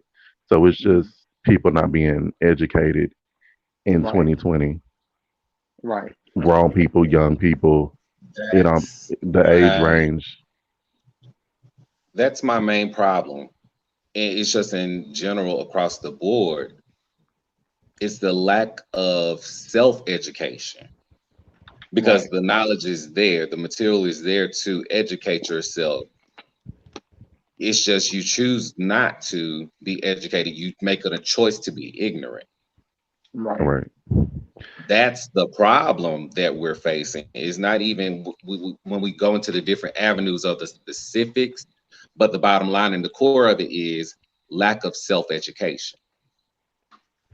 They We're either don't choosing know to how be it's spread or they don't ignorant. know what undetectable is. Yeah, They don't know anything it's about it. it's just a flat out choice to be ignorant. And when you are depriving yourself of the knowledge that you need for the avenues and the areas Hey, that you're everybody. going into in life, um, you end up looking real crazy or you are hurtful to other people because you choose not to be educated. Mm. right. Even with, to piggyback off of what Xavier was saying, like, of course, obviously, I hook up and stuff like that, and it is on my profile, but um, for the people that don't read, I'll let them know, hey, did you read my profile? Did you, are you good? Are you down? Letting them know, like, did you see, basically, are you good with everything, regardless of my status to the camera to whatever?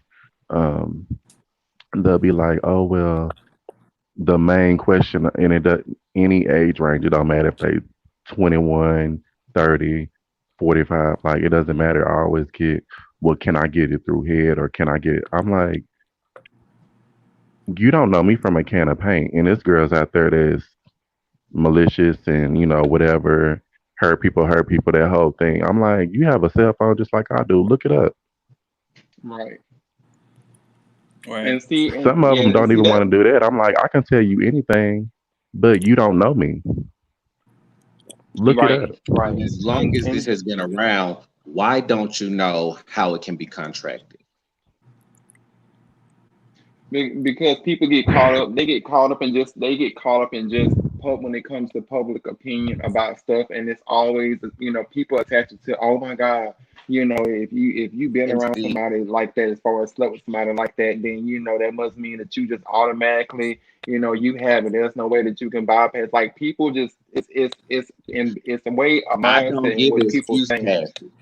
I've never Everybody been went one for through that. health I class. refuse to give excuses, give a pass for an excuse when you can just call it straight down the middle and just call it for what it is. Everybody went through Right. health Xavier, class where they showed that little video Xavier, where all the I think STDs and it's, everything. hold on one second, Bambi. Go ahead. Xavier, I also think it's fear. I think people are afraid to know if they actually have it, so they don't want to educate themselves. They want to be ignorant. And I think for them, ignorance is bliss. So I think a lot of it too is fear. That's true. But you choose I you agree. they're choosing what they want to be fearful of, but still dabble and dibble in. Oh, yeah, They just wanna be able to definitely. still say that they're negative, so they choose not to get tested, so they can Exactly. still. Right. My thing You is, got people. We fully well know that it's a global pandemic going on, but yet and mm, still, and instead of putting your mask on, you choose to go out unprotected. I Right. just started wearing a mask, so I But can't you talk. still say, "I'm fearful of catching coronavirus and COVID-19." You're not very fearful, are you? Right. Right. That part. And see, and that's my only problem with it, because I just don't, I've never understood. Like I said, I used to be in a mindset where, like Rachel said, I was afraid because of the fact that I didn't know. But what happened is that I educated myself because of the fact that I knew eventually, like, look, if you are living a part of this life just in general, like, you're gonna come across, as far as people who, as far as won't be honest, and then you're going to come across those who are going to be completely transparent towards you, and you need to be able to decide for yourself and make a choice on whether or not, like, look, if you are going to, as far as how you're going to handle or address the situation when it comes across, your doorstep. And like with me, like after I went through that first experience with the first guy, like it didn't really phase me as hard or as much when, when the situation came, as far as to my front door stuff again in regards to being with a dude who was positive, because it was like by that time I understood what it felt like to, as far as be people judging you, people looking at you funny because of the fact that you're, in a hospital, lined up in a hospital bed, people up here spreading, false, as far as rumors about you, as far as being positive and stuff like that. Like I understood how it felt. So it's like, okay, knowing how that feels and knowing how it feels for people as far as being ignorant, it was like, why would I want to, as far as project that with someone else? Now I will say that I have, as far as, during the time that I was hooking up with guys, I met a guy who, and I think I talked about this before, we discussed as far as when it came. So I told him I had sickle cell. I told him what my status was. He told me in return as far as with his health thing, and he did not disclose with him being positive. It wasn't until the fact that we had slept together that he came back and told me that he was positive or whatever. And I was like completely hurt by it, but I wasn't hurt because of the fact that he was positive. I was just hurt because of the fact that he felt the need to actually go and sleep, as far as sleep with someone, and then not even sit here and bring it up, especially since the conversation had been put on the table. Like if the conversation had not been put on the table, okay, it's whatever. But it's just like the fact that it was put out there. You had a moment. Like why if you're afraid of a person actually rejecting you, then that's probably not a person for you anyways that you should even sit here and be trying to get involved with anyways. But the fact that the person brought it up on the table themselves, if that person, even if the person would have said, okay, I'm just gonna leave or I don't want to do anything because you're positive, then that just would have been what it was. But the fact that you didn't even give that choice and option, it's just like I don't know. It kind of like hurt me in a way because, like I said, I would have never judged the person, for that. I just wish that people would be upfront if you are planning on being sexually active with a person. Now, if you're not going to be sexually active with a person, I feel like that. Should you disclose your status? It's really Tristan, up to the individual. that goes along with people being scared of rejection because I know, not that I was more so scared of rejection because even when I found out I was confident in myself. That didn't, I mean, I'm not going to say it wasn't in the back of my mind. I'm not going to deny that. But at the same time, even when I was having that group counseling, with the people that have, been positive for a long time, my main question was, how do you disclose? When is the right time? And it was a guy in there. He was more so on the 15-year mark. He was like, hell, I tell people that when I introduce myself, and I was like, well, I ain't doing all that. People, if we ain't going there, we ain't doing all of that. That ain't their business. But I would get comments because it is posted on my profile. People will, tell me, well, why do you have that posted on your profile and this and that and da da da. One, because I'm still I want to say a public figure, but I'm known. So, Hmm. I'd Come on, rather public figure. Yes. I'd rather it come from me because I've been shaded before where Right. somebody felt the need to tell my status or my story for me. And that's why you always want to be in front of anything. So if anybody says anything, okay, well, you heard it from me. They may have told you, but you still heard it coming from Right. me. It wasn't nothing And that I was hiding, and everybody isn't right. like that. So when somebody does work up the courage or the confidence to be able to disclose that information, whether they're positive, whether they're a trans man, whether they're a trans woman, and that's what I was going to piggyback on earlier, not to backtrack, but with the whole trans man story that you were talking about before I came on, that's why I was like, before you finished the story, I was like, okay, well, um, I was like, well, why did the trans guy come to the house? I was like, why did he even Right. come to the house if he wasn't trying to get down? And then when you finished it, that's why I had to think back on, situations and stuff like that. I was like, well, maybe he went inside, the day was going good. So maybe he did want to further something. So, in that aspect, I could see him coming into the house and be like, hey, this is what's up. I had a good time with you. And the further things, this is where I'm at in life. This is who I am now, and if you want to further that, this and that, they could have had a conversation about it, or you never know. So that's why I had to kind of take myself out of like, well, you know, she feeling you, like, why the hell did you come inside if you knew, like, 9 times out of 10, somebody know what's about to go down. Like, Right. Right. like she said, she had them heels on before she came in the house. Like, she was ready to get them panties pulled to the side. Like, Okay. so, hmm. I But tell that's you, why you kind of have to take yourself out of situations, and sometimes it does happen fast, because I've had to tell some people, like, how you meet somebody in the club or whatever, and it's in that, and I'll tell people in the club, like, you can kind of tell, like, how you dancing, and if where it's going from there. I've had to right. tell some people in the club, or I've had to tell some people in the parking lot, like, hey, this is what's up, before I waste my gas and drive way over, to wherever. This is what's what. So, so I got a question for you then. Hmm. Did it take you a while to be so, being that we all know when it comes to that you do have people who are genuinely scared, to disclose their status, like under no matter what circumstance.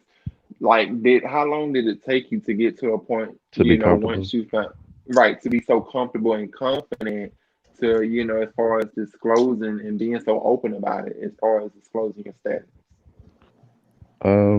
I was, like I said, I was in the military, and I was already about to come home. So I was in San Diego, and then when I left, I think I had like two, 2 or 3 months already on my orders until I was already coming home. And then I found out that March I was supposed to come home that May. And this is already my orders. So when people say, you know, that's why I got out of the military, I wasn't out of the military. I was still on reserve for like 3.5 years after that. But Were you in Hmm. the when I Navy? came home, yes, Oh, Hawaiian too, okay. baby. Yes, God. We love a good Navy, baby. Uh, Oh, Yeah, I was stationed in you know where North Island is. I was like right across the water. I was on Point Loma, Mm-hmm. the very you tip know what of. North Island is? I was like Uh, right across the water. I was on Point Loma. what happened? Oh no, so Jackie came in with hold some on. So feedback. Hey y'all. But to answer Okay. your Hey. question, when hey I came y'all. home, I was nervous. You're still on A for A. And, I think BGC was still popping at that time, and I was getting, it was on my page, so I was still getting like sexy and pies and all that. They used to have them little things you win, like, the sexy, all that stuff. I would always get like sexy and pies and stuff like that, but it was still weird for me. But that's why I would put it on my page, so I wouldn't have to just verbally tell you all the time. Yeah. Um, Mhm. that kind of broke it for me and made me more comfortable with it. And then Mm-hmm. when people would see my status on my page, they'll hit me with the, oh, you're pies, or I am too, and this and that. And because a lot of people aren't gonna wouldn't say anything. From my experience, they wouldn't say anything until I told them my status, which kind of made me fearful of other people. I'm like, well, girl, Yeah. you on here being a hoe just like I'm on here being a hoe, like, but you're not saying anything to these people. And I've had a lot of people ask me that same question. Well, how are you so comfortable? Because one of my friends found out. He didn't know I was positive. He found out from my BGC page, and we was on the phone while he was on there. He was still in California. He was showing his friend who knew me, but we had never met in person. So he was like, "Oh, let me show you JT real quick." So he pulls up my page on BGC and he shows him the picture, and I guess he just saw it on my profile. And when the dude walked off, he was like, "Bitch, why say pause on your profile?" I was like, "Cause I'm Like, positive." Like, like, Yes, that's how he found JT. out.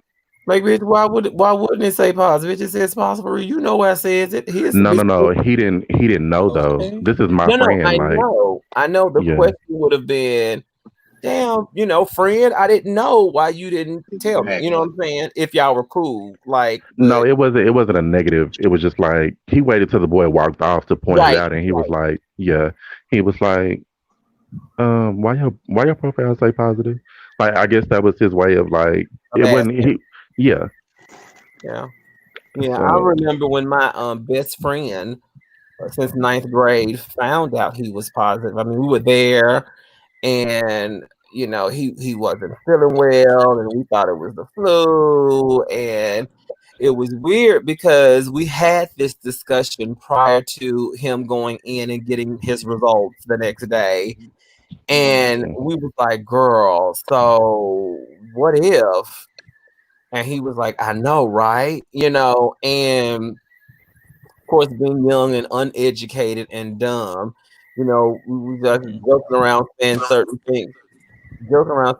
things, and I was like, "Well, girl, I mean, shit. I mean, it is what it is. Like, I'm gonna be here regardless." I said, "But what if?" So when we get Right. there, and they call him back and come back with his status, he was like, "Well, girl, I mean, yeah, that's what it is." And I was like, Mm-hmm. okay. I'm like, we gonna make it through it. I know people who have had it and have it and has lived long lives and things of that nature. Right. But I was very Mm. more concerned with his mental state at that time. You know what I'm saying? Because, I can be the understanding friend, but if you're not the one hearing those words or getting the diagnosis, I can't pretend to understand what you're going through, right? Some So, people have to have that mental capacity to even handle that because they think that yeah, a some lot I've had some people tell me, "Oh, I can't believe this is going on. Nobody's yeah, gonna love me. Nobody's gonna want yeah, me." And then you get that fear of, that rejection. You all may of get that. rejected for being short or too tall Yes, or too yes. big, or and then that's just another And then added. now here's something else I've gotta be, careful about because now it's like, he wasn't fat, he was tall, he was femme. So now, okay, so no blacks, no femmes, and no pause. Like, damn, like Hmm. what am I gonna do now? And he just really went through a space to where, he felt like he had been served a sentence. And this was in early 2000s. And of course, me, I'm the friend. I'm like, bitch, you still my bitch. We still ride or die, bitch. We gonna learn what to do and what not to do, because we were roommates Hmm. and stuff too. But it just wasn't an option for me. And I have to admit that I did have a moment to where I broke down, only because of the fact that it's my best friend from ninth grade, and here we are, 24, 25 years old. So we've been friends for a very long time, and we were very, you know, very much um, as careful as you possibly could be. And he actually contracted it from his significant other. So we just talked about it, and I had my moment, my breakdown, but it was when I was alone by myself because who the fuck wants to see that? Like, I'm not the one who got the news. I've got to be the supporting person, right? But I mean, after he went through his moment of his transition to clarity, his moment of self sabotage, there was a lot of that, um, thinking it wasn't going to, do any worse if he just go on and have the drugs of his choice and party and have a good old time. I had to be that friend and step back, support, allow him to go through what he go through, let him know I'm there for him, but I had to let him go through what he went through. And then once he went through it, he was fine, absolutely fine. He was very transparent with others, talking to others. If he met anyone, yep, it's in his profile, it's in all those things. So, but it is just that fear of rejection because in our community, as heavily as it is, we will turn a bitch away just because of it. And you can be black, you can be fat, you can be femme, and oh Lord forbid if you've got any type of STDs or ever had any. When But you know what? To be, let's be clear, I never all of understood us why we as a community are the fastest to reject someone else have. Right. when we when gay people as a whole, not all of us, but a lot of us have, some type of story that we've Yeah. been rejected by family, Yep. friends, Yep. or whatever when we come out. And then when Yep. we get inside the community, it's a whole separate thing, whether we're rejected by the whites, we're Hmm. rejected by, people that think we're too feminine, too fat. We Hmm. got, if you're not like this, trans But it's women, trans men, stuff. You Like good now? we all, as a community, I feel have like this big thing, and then Lord forbid somebody comes up positive.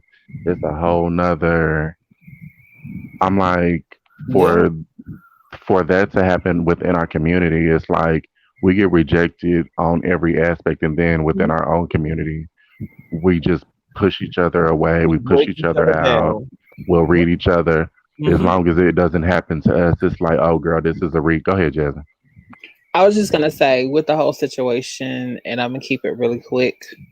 The whole situation is this: outside of um, before we are realize that we are gay or whatever the case may be, or bisexual, or however you taking you look at yourself. I'm just gonna say before we realize that we're a part of the community, Hmm. we're already taught with preconceived notions of hatred, bigotry, um, and all those other different things. We're Vitriol. especially in the black community, we're taught the whole crab in a bucket mentality. And if Hmm. you're not masculine enough, this is the situation. If you're not this enough, this is the situation, or whatever like that. So whenever we get into the communities, we have those same ideas. We have those same thought patterns that we take and we redistribute throughout the Right. community. So which means that if you are not the fiercest trans girl, if you don't have the transimoto body, if you don't have this, you don't have that, that does not equate The you to what? be the upper The crust of Transimoto body. the What's that, Jasmine? whenever you get the over when you get the boobs that are way too big for the body type, Overly you get the done. nose that's Hmm. way too small for the body type, you get the cheeks that's puffed out to here, The body, yada, Yeah. and, yada. Yeah. Yeah, we call yes, it the Transimoto body. When you're given 100% trans look, the typical. I thought that's what she said. I was yes, like, the what? yes. That's what us, me and Jazz, we older girls honey, but not as old, but that's kind of what we've called it in the club. Okay, Transimoto, it's not cute. You don't say it today. It's very Y'all ain't offensive. right. Very offensive. I'm showing my Yeah. age, but it was okay The for Well, I got it overpump from her because girls. I never heard it until she said it, so I got it from her. But it's cute, so I'm The gonna overpump go with it girls. because she got me by a couple years, but we ain't gonna talk about that you do. anyway. Ah, What I'm saying though, what I'm saying though is this: the same self hatred that we were taught when we were out in the street trying to be something that we were not, we take and impose those same rules onto Hmm. our fellow brother and sister in the community. Amen. And Yeah. the lack of education for us to be some of the most, for some most of us, we maintain the jobs, we have the lifestyle that a lot of our straight counterparts can't afford because they have the kids and stuff. We are some of the stupidest ones when it comes to common sense, and not only that, but book smart, Hmm. Mm-mm. because we don't take the time to educate ourselves on, okay, like me and Savon, we was talking before we got into the live. You have stuff like prep. Not only Mhm. prep, but since you're on the prep, make sure that you're still using the condoms, because you Yeah. feel like when you get I'm on the so prep sick of that. that all you're going to do is take and turn around and you can use the condoms, but there's still other STDs out there. Hmm. Like, I mean, it's a Mhm. vicious cycle, and a lot of the stuff is self-inflicted because we don't know our self-worth. And once we figure out what our self-worth is and actually walk into that truth of our self-worth, it'll be a whole lot better. Hmm. And that's no tea, no shade to anyone, and that's not trying to come down on anyone. But I've worked in the medical field before. Hmm. I've had one of my closest babies took and passed away from it, and my baby lived with me until actually the last year of their life. And they went home with their biological family because that's when they figured out what was going on. I have no problems, I have no corns with it because we all have our own issues, but the education part of it, because you can be gloved up from head to toe and a single prick from a needle can give it to you. Yep. Right. You have to do what you have to do. You have to do your due diligence in order to make sure that you are good.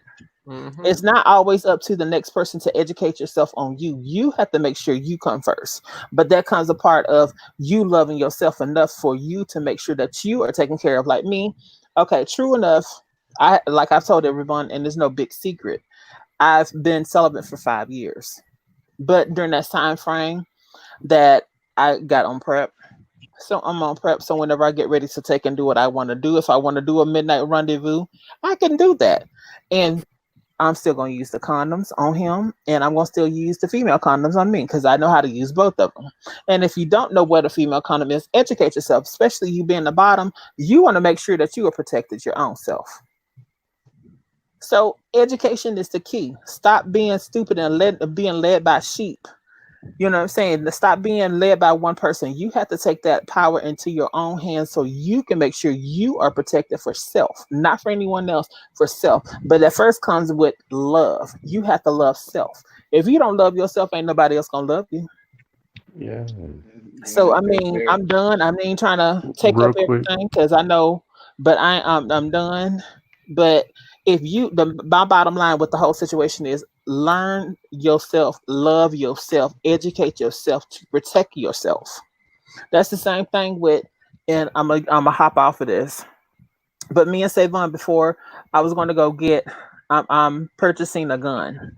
Savon told me everything because she is a person that carries one. So she was like, girl, make sure you have these license, make sure you look up this information, watch YouTube for this so you can see this type of video on it. What am I doing? I'm educating myself so whenever I get the firearm, I know properly how to not only to break it down and put it back together, but ensure myself is protected because some states, even though you can take and have it in your person as far as in your car.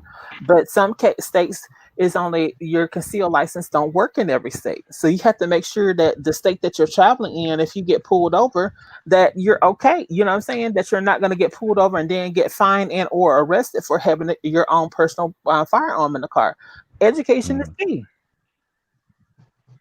I'm sorry, education. education is key. And that's what separates us from anyone else. You have to get in there and make sure you educate yourself on what you need. I'm Hey, done. real quick, I'm about to get off.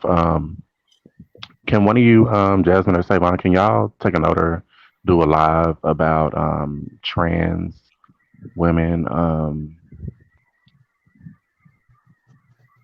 See, I forgot. That's the old age. Um, Bitch, you ain't number 30, 31. That old age. Think about it like I you need cheated on a I need to go chicken get me bone. You know. some goldie Get your gummies, honey. blow.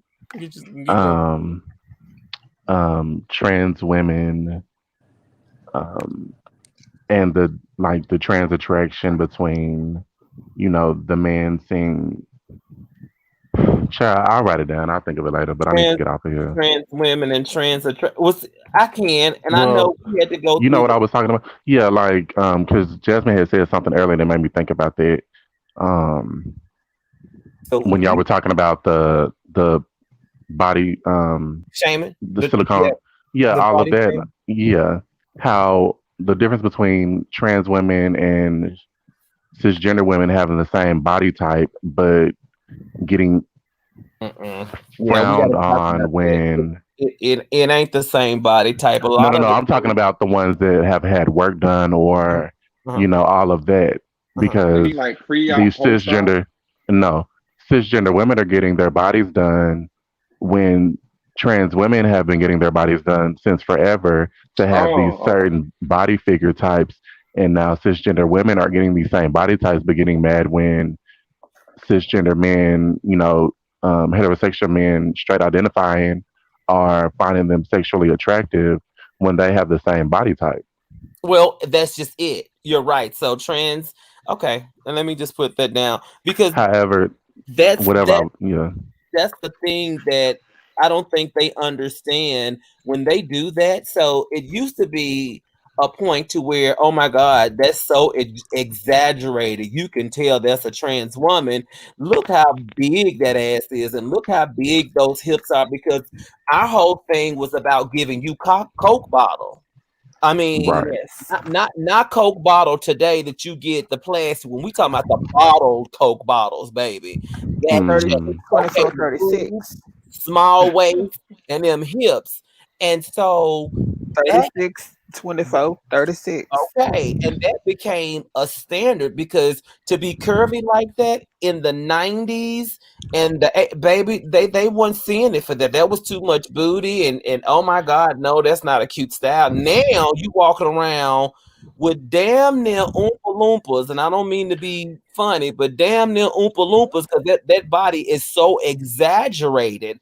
I see more and more And cisgender heterosexual identifying women that's wearing these waist trainers that are wearing too much makeup, always got lashes on, like yes, they going to perform a show. I'm like, their y'all makeup are is just like the drag girls would be yeah, performing. and then They get would mad have when their lip. men are attracted to them. And I'm like, Yes, well, girl, you look just like sis over here. So how you are you mad that your man is attracted to that? bitch. But First of all, when we have that show, you need to be around because because they do.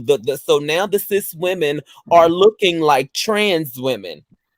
And it's not a negative thing. It's not saying, oh, you look like a man. It's just No, saying, no. But yeah. you're And a lot of people think that, because a woman is more broad or, oh, the read is, oh, she look like a man, or when somebody says you look like you could be trans, or that's the read, or what they would um equal that to, and it's like, no, that's not the case. It's a lot of trans women that give you fish, and and it's a hell, it's a lot of cisgender women that give you, come face. on, face. But you're it's right. a lot of it's a lot of cisgender women that could give you other, And let's be but but let's be clear. When trans women would in the earlier times, we were getting our faces pumped to have that whole cheek ball to have and these girls are on, getting their faces done. get So Jada get face, our lips done to give us the big Jada, full lips. Vivica, You know what I'm saying? And then all of a sudden, Look women start him, getting injections in their face, genetic women, and lips, and then getting their asses exaggerated and hips exaggerated. So they're following the same culture because now the beauty standard has changed, and that's the beauty standard today. However, that's what the trans women have been doing. So then you can't get confused when men hmm are finding themselves attracted to not only genetic women but trans women, because baby, you guys are exaggerating your bodies in such a way that trans women have done traditionally. Let's be very clear. Most of the girls that are painting you and hmm styling you are the girls of the LGBT community, if but not themselves. it's a lot of Period. women that don't know the difference between day and nighttime makeup either. I see But the it's I you went to better Dollar Tree, see. and it's a woman. She was in there caked up, eyelashes down, big hair. I'm like, she's cisgender woman, but she look like she about to get ready to go do a show. I'm Yep. like, Yes, for boo. sure. Oh, showgirl. Yep, you're right. I'm And, like, and then you sitting up there, you walking around with all this extra highlighter for day so that you can have that contoured light that you would have at night. Baby, it's a difference. baby, it's 95 degrees outside in That Texas. Ain't nobody trying to hello, go out. Like, calm And down. hello. then they don't understand like the reason why we do certain things, and a lot of them go onto YouTube. But whenever they go on to YouTube, they look up the makeup tutorials and stuff. And the girls are that's something that the girls are not taking and teaching. The girls are not teaching. They're Okay, this not is the way teaching them how to that you enhance take their and beauty. They're teaching them how to change their face. exactly. And a lot of times, especially okay, so even in our world, when I say that in the community, okay, so the trans don't look like the drag queens for a reason. And when the trans are on stage, they over exaggerate to look like a drag queen. These stores So there's stupid. different reason why we take and we do the makeup. Like right now, I have a spotlight right now on my face. So of course, if I'm doing a show, I want to over dramatize the stuff that's going to be hit by the light, not just because. Anyway, I'm not going to give a quick tip makeup tutorial, but people need to take and figure out why they're taking and doing the things that they're doing in order for them to understand it. Right. Well, what Jasmine is trying to say, we painted that dramatically on stage because Hmm. the lights will wash you out otherwise. Hmm. But people are painting like that to go to the store. Bitch, you ain't got 15,000 kilowatts on your damn face and you just walk around Baby, with them Walmart lights ain't beaming that high. right, girl. Even the high beam, like you don't look washed out. Now you look like you've been abused. And then your I don't face know. is greasy and stuff because you got too much on it. I Right. ain't mean to change the topic, but That's I all just right. We wanted y'all got to you. make that note. I got it noted. Thank you, Yeah, baby. I have to go. Y'all know I gotta get ready. Go do your thing. All right. All All right, right. Bambi. Love Hey, y'all. I'll Bambi, holler at you. Bambi, Yes. Yes. don't slob onto me the knobs tonight now. Child. And if you do it well. Which you already do, and I thank you. Let me tell you who be shady in the comments real quick. Who? Miss T Bless, and it's another one, honey. Miss T Bless be with all of the shenanigans, honey. And Woo, dude. what's the who was the other one? Oh, Miss Legally Leah, honey. Oh God, legally Leah. She read that girl. Was y'all watching Maddie's live the other day when that girl had she put on there? She was like, "Oh yes, I did my own nails." The next comment I saw pop up was Legally Leah. She was like, "Well, it looked like the dog did them." I fell out the Who? bed. See, legally is a mess, and then she wonder why she get cussed out every live. Child, I hollered. Did they But look that anyway, bad? they went. The crayon Mm-mm. nails. They were just long. They didn't look like they had no shape to them, and she had some kind of color on them, and it was just. Mm-mm. It's just like she put the They look nail like on and didn't shape crayons, them up. like I the bottle remember that caps. one because legally also said she said, Shayla, where you at? But anyway, let me up off here. I'll talk to y'all later. Love y'all. Good night. All right, see you, Bye. baby. Bye. Bye, So best I, friend. so I do, Bye. I do see you, baby. I do have a question in Uh, regards to the last Yes, you may. topic, and it's a question that I've in when approaching relationships, I've had to bring it up because of the fact that just with me personally, I personally mhm. believe in protection at all times, and that's just me Okay. because of I have sickle cell. So with that being said, I don't judge as far as if somebody else choose not to, Mhm. but there has been a topic of discussion when it comes to relationships as it pertains to gay relationships Okay. specifically, of using protection versus not using protection at a certain point. Because if you think about it, after being with a person for X amount of years, Uh-huh. it's like, do you at one point, at what point do you trust a person, or if you do trust them enough to say, hey, we're gonna get, always get, I guess, tested, Every periodically, three and months. every 3 months, and we're not gonna use condoms.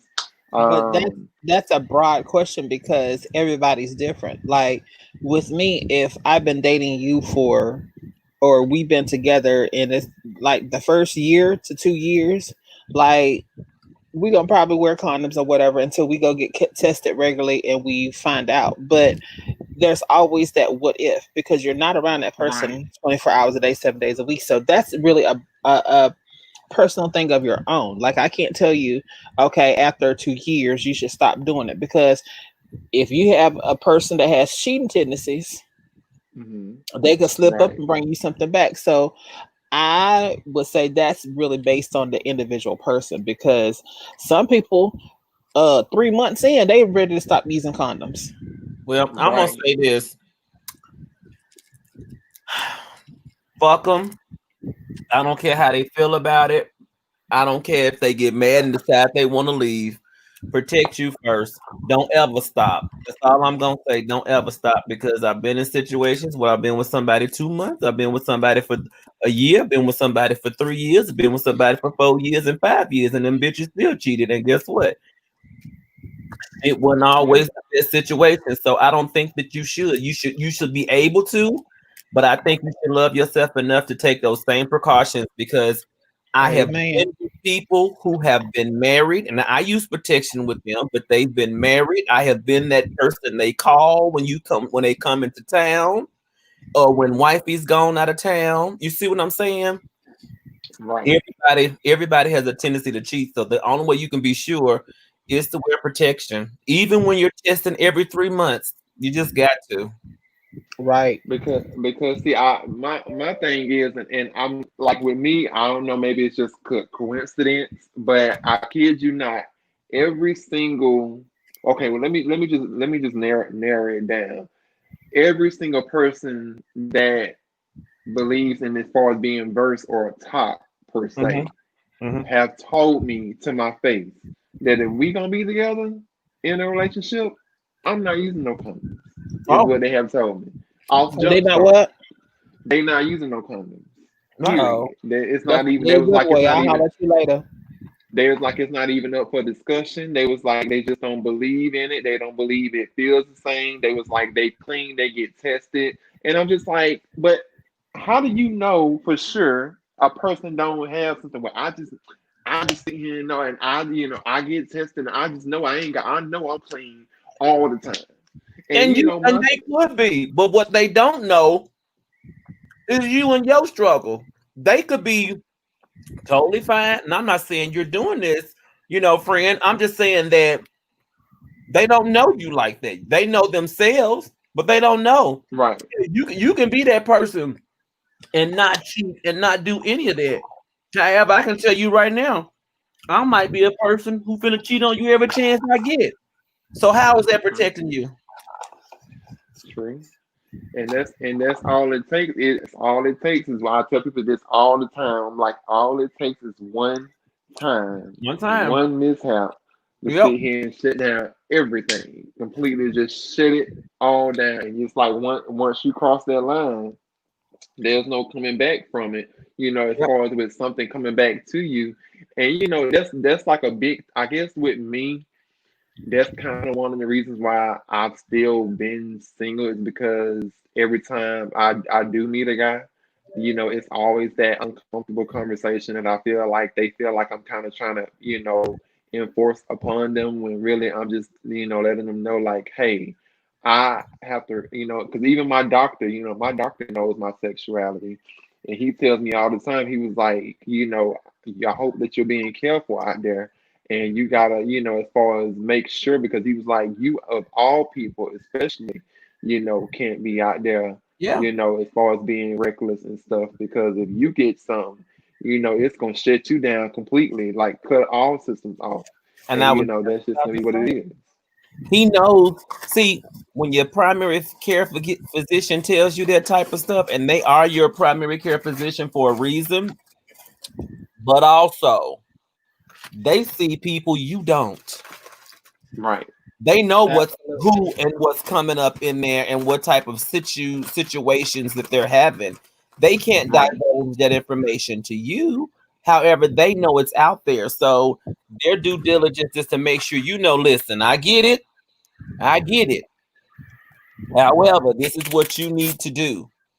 You know, Right. um, I'm on prep. My boyfriend is negative. I'm negative, but I'm on prep. But I also have been in situations where fuckers have cheated. And I feel like if you got a dick, you'll cheat.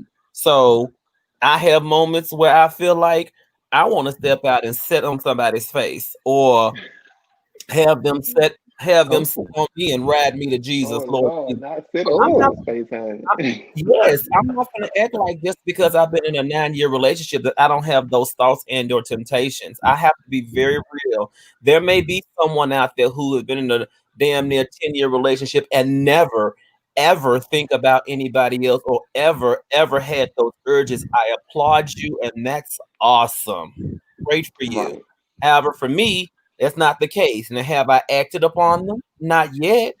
Will I ever act up on them? I can't don't answer know. that question. I can just tell you that I haven't yet. So, with that being said, I've got to make sure I'm still good. You know? Right, exactly. And Xavier had a good point. He said you have to think in terms of everyone having it. Now, with myself, Yeah. I personally am not on prep just because of the fact that I haven't done enough research for myself to actually be on it. And then two, because of the fact that, people that I know who went on it like in an early, when it was in like the trial phase, I know they was telling me that I guess depending on your body, I'm assuming chemistry of how your body is set up, that some people's bodies don't take to it too well. Like it affects, I guess, as far as your overall like system Yeah, and it can stuff. affect, So you definitely want to read up on the side effects. I've not had any of those side effects. And then they have a new one that's out as well that has even less side effects Truvada, huh? Truvada. Well, Truvada is the older one. The other one is it starts with a D. Let me get my bottle. It, I'm on that one. it's it's it's a little safer for long-term use. Okay. Yeah, I got that. I'm on that one. Yeah. Cause see, here's my thing with it. I feel like, and like Jazz was mentioning, people like it's because I see it all the time. People they get on prep and they just completely lose their mind. They think, oh, I can just do whatever I want and I ain't gotta wear no condom and all this stuff and I can just go out here and just have a blast. And I'm like, that's not what it was meant. It was meant to use in as along with using protection as an extra layer of It protection, is. not just you take it and you just completely go buck wild thinking that, oh well, I'm finna take this and it's gonna be my condom for the rest of my life and I'm just gonna screw whoever. There It are don't people matter, out there. and just let Yeah. that be there. And I see a lot of people like that. Like they take it and they just like, hey, I'm good. I ain't got to worry. I'm good. I'm on prep. And I believe that's why they took the longest amount of time to really release it. I believe they've been having this and knew that it was a preventative and it took a while for them to put it out there because of Yeah, the this they knew that people's mentality was going to go all the way back to day one where you're just going to be out Right. here screwing and just to be screwing. But what people don't understand is, baby, syphilis is still out there, herpes is still out there, gonorrhea is still out there, honey, chlamydia Mhm. is still out there, baby, and PrEP right, is nothing fun of those things, okay? Let right. me tell you, Hepatitis that's is the worst still out there thing. too, boo boo. Say That what? that I said You said hepatitis is out there as well, still, boo. yeah, And PrEP don't do nothing all for that. all by the grace all of of God, them. I've never had any of that, and I'm thankful to be walking around here and never had any of that, and I'm trying to stay that way. Well, I can tell And you, that's awesome. right now, being burned and stuff. That's something that I'm telling you, you do not want to see go down that road because I'm telling you, I seen had to learn the hard way Me at an too. early age, at a Me very too. early age. Me too. Somebody gave me. I was actually I was messing with a guy. It was actually, matter of fact, it was the second guy that I had messed with. And came back positive for chlamydia. Oh And the yeah. reason why I knew I had it is because, and the crazy part about it is that a lot of people was like, "Well, isn't that a female STD?" And I'm like, No. "Look, no." I'm like, "No." Like no, like I mean, like anybody, no, anybody is fair game, and like when it happened to me, I remember, I never forget, like, I knew I started getting sick as far as my sickle cell. Like, I can always tell when something is, like, not right as far as, like, if I catch a Yep. cold or Mm-hmm. something because I start, Uh-huh. like, feeling sick and my Uh-huh. body started acting all out of whack and stuff. So, I hadn't went, in addition to that, I hadn't started having, I guess what they would call it wasn't like, as far as, like, discharge, it was like the burning when you pee. And the UTI, of course, was ruled out, so that kind of only left one thing. And this was like 10 years ago, but that only left like one thing as far as the conclusion. So then when they came back, sure enough, he was like, "You got chlamydia." And I'm just saying, like, Yep. and then the crazy part about it is that I don't even, it was like the person that I was with, we used protection, but I do know that we did, or, we engaged in like oral sex and stuff like that. So that's why, I tell people all the time, like, look, it's sit here and play around with it if you want to. If you want to. Like, everybody is fair game. It's It always that is. one time It is no that, respect of is no respecter of persons. And I agree with Echo Man. He asked, how do you handle a situation where when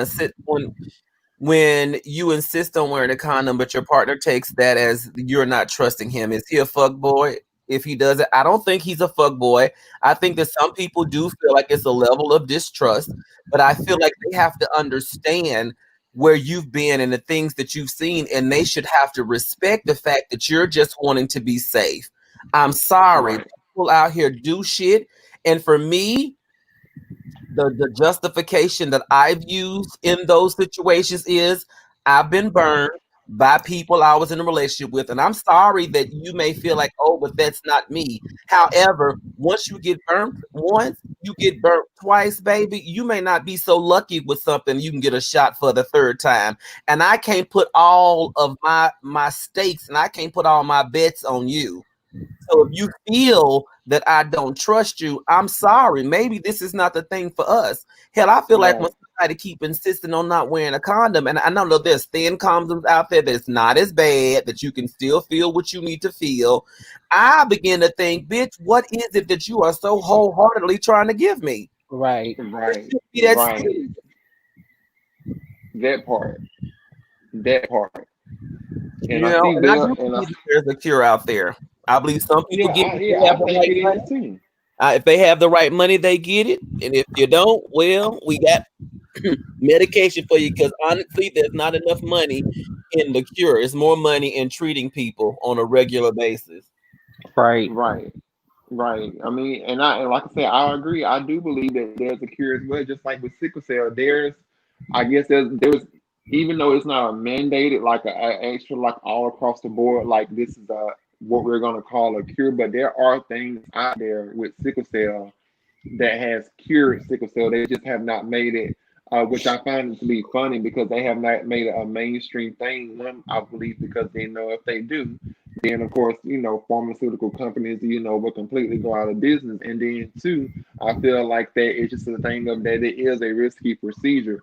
But two things they have came across. They came across one, well, they came across three. One of them is what I'm currently, but it's not like a cure. It's basically you take a pill, and the pill is like it's like an 11,000. It's an $11,000 a month, 30-day prescription that you take monthly for the rest of your life. And that pill is supposed to help regulate your bloodstream to produce like the healthy hemoglobin and keep your tick count to where it needs to be. And then they have the bone marrow transplant to where if you have a sibling who has like as far as the match like a good matching donor, you can do it through a bone marrow transplant as far as the actual like I guess the cure to sickle cell. And then they have it now to where they said that it has been studies to where they actually inject the HIV virus into your bloodstream, but they take out the part that actually gives you like the part that actually affects you with the HIV.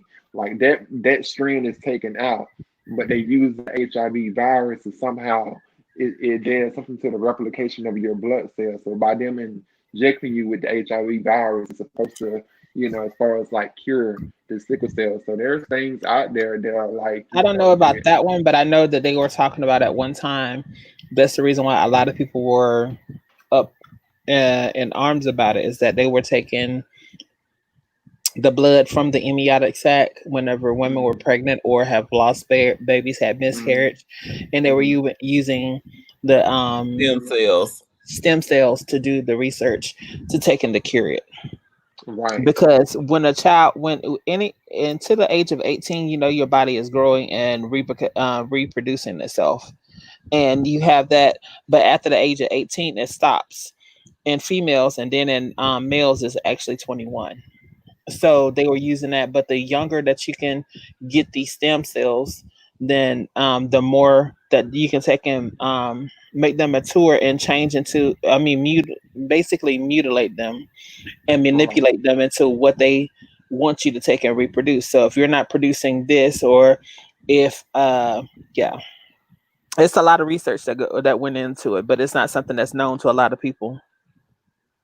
Yeah, it's a lot, and that's why I feel like I'm like, look, with the whole HIV and AIDS thing, especially back. I mean, I was born in '88, but like I can only imagine what people went through back Oh my then as far as God, with the 88. AIDS crisis. Oh, Yeah, I was born in 1988, so oh my when the God, AIDS I was already 12.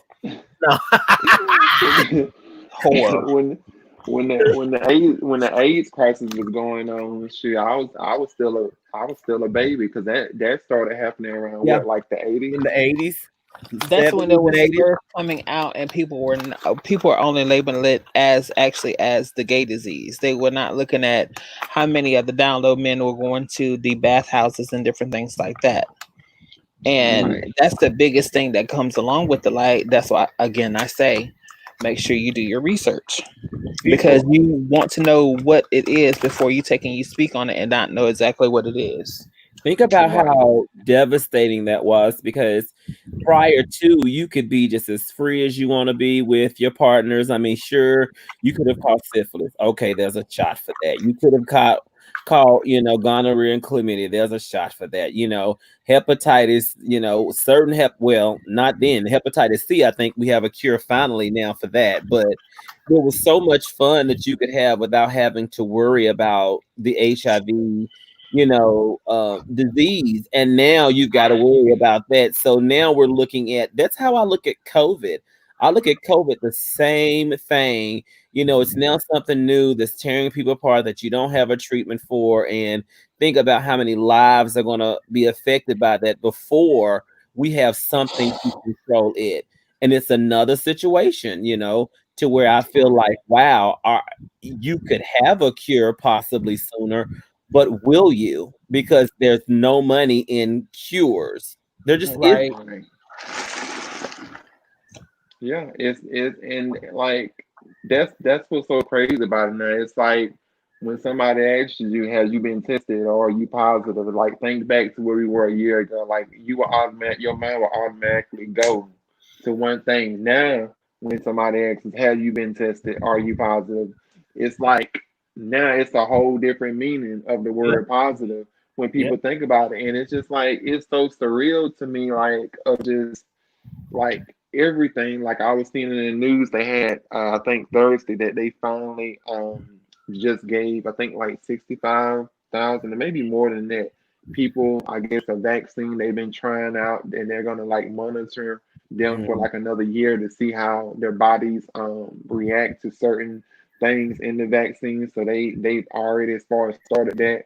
But it's just like it's and that's crazy. And then scary. yeah, But it is I very much. feel I feel like people are so quick to take and run on something. People fail to realize, okay, so for those of you that's out there that have a little geek side to them, go and look it up. Anytime a person gets a vaccine from whatever it is, you're actually getting injected with that virus. Right. So your Hmm. body makes the antibodies for it. Yep, that's the Right. thing with the flu. Yep. So And they dumbed it down a little bit so that you don't get sick from it, but they enough to where you can build antibodies. And a lot of people say that when a lot of people are saying that after having COVID, you do have antibodies, but they don't believe it's enough, or they've not confirmed that it's enough antibodies to say, hey, you will never have COVID again. But they do have a way to test your blood to see if you've ever had COVID. I mean, because there are certain antibodies that's left in your blood related to COVID-19. But yeah, there's always a dead version, excuse me, of the virus itself that they're injecting into you. So for those who are being a part of the trials for vaccination, I don't know if they're using people who are non-positive or positive. I don't know how that's happening, but it's scary. And then I don't know what the side effects are. right. It's going to have to Yeah. be out for a while for before I would even hell. I'm not even taking the flu vaccine anymore because they were talking about how the last flu vaccine had a carrier or had a part of it that could exacerbate the effects of COVID-19. I mean, Hmm. when you have a situation, and I don't mean to sound like a theory conspiracist, but when you have a situation where now the president is controlling the CDC reporting and now it's gone missing where you can't access those numbers, why would you do that? What are you building around this to benefit you? You know what I'm saying? Right. Is it fake news? Is it that yes, we have people are being affected, but then maybe not as badly or as widely as we think, and it's a scare tactic? Or is it a way for big pharma to come up with another something to make a lot of money off of those who are fearful? Now, I've seen people with cases that look like COVID. We had one, I think everyone saw today, that came out from Baller Alert from, oh, I need to remember her name. she's a nurse, and she was pretty bad off and hardly breathing. And she actually stated that all of her COVID-19 tests came back negative. Wow. Negative, yet she has all the symptoms of COVID-19, and it seems to be a rare form of pneumonia. So I'm just like, girl, I can't. I just have to, we just have to stay in the house. And when you put on those masks, the masks, it they'll tell you the mask really isn't protecting you, it's protecting others. The other person, Yep. right? I mean, so if you have COVID, it's to protect you from passing it on to others. If you have the mask on, yes, it'll help depending on the type that you have from you breathing in some things, but it's not as effective. But that's the whole reason why everyone should wear masks, because of the fact that if you have it, you can't pass it on to others, and that's the point. That's why I'm so over it. Like I was looking at the news of this lady on here talking about they up here violating my rights. I'm like, girl, shut up. Ain't nobody violating your rights. I'm like, it ain't even that serious for you to be trying to think that deep into it that somebody trying to violate your rights by making you wear a mask. First of all, it's not to sit here as far as protect you from a virus, it's to protect other people. So I'm like, why are you up here carrying on and What? bickering? Well, I'm not gonna support them because of the fact that I gotta wear a mask when I walk in the store now. Girl, it's not that Well, serious. then Nobody's no trying to good. violate your rights. So let me ask you a question. Let's dig a little deeper. So if it's a violation of your rights for you to wear a mask, all the other shit we got in the rules that we have to Okay. limit black folks, so you do that lets me know you understand the difference between violations and how it can systemically affect people. So you're not dumb. So all these years that you've seen things being said and rules being placed and stereotypes around certain areas, oh, you've just ignored that. But as soon as somebody say you got to wear a mask, now you're fully aware. That's that shit that I'm talking about. Right. So let me ask y'all this. Has any of y'all took the opportunity to look into your phone? So you remember the day, and someone brought it up to me at work. Do y'all remember the day that all our cell phones was acting stupid and we couldn't do what we needed to Yep. do with our cell phones making phone Hmm. calls? Yep. Do y'all not realize they took and put? I just not seen it. I ain't seen Now it they on have YouTube. actually they have a uh, um a 19 tracking app in our phone. But I'm trying to figure out how to find it because that's what they were I saying. just did. All I took and did is just typed in um COV and it popped up on the search inside of our settings. And Okay, it's on Android and an iPhone. And me and you had the same Android. so I'm gonna go in my Yeah. settings and I'm gonna go to search. Yep. And all I took and put in is COV and when it popped right up. Let me see. COV.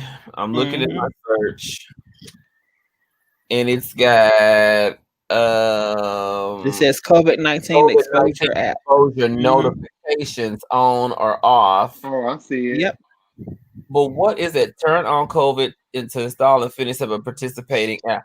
See, what is that though? Learn more. See, because I that's just went on there and It I was says reading it's it an while y'all was to talking help about it. understand whether you've been exposed to someone who reports COVID-19. You could turn on your exposure notification. If you change your mind, you can turn it off. To help use the system, you need to download your Public Health Authority app. If you have COVID-19, you may share that info with your app and have alert. And it's always lit. And another thing you got to understand is you have wow. your phone is always listening. So, bitch, if you say, "Oh my God, girl, I've caught COVID-19," it's going to record that shit and store it in a place where everyone who has said that they're keeping tracks on you. Now, Right. the thing that you didn't know or may not know is that they have a way of testing the water and the waste that comes from your home. There's ways that the water company test that information for a variety of things. Narcotics, Hmm. yes. So any type of prescriptions that you're taking when you use the bathroom, pee and all the other that's in your urine. So as it filters through to your house, there's sensors and things that test it that can link back to your particular house with all the shit that you got coming out of your body. So if you've Oh COVID my goodness. 19 positive. There's ways they can test it and see when there's a higher concentration of COVID-19 patients in certain areas without you even knowing. Baby, the government is smart, Love Muffin. Very smart. Right. I see. I'm gonna have to look into. I'm gonna have to look into that app more.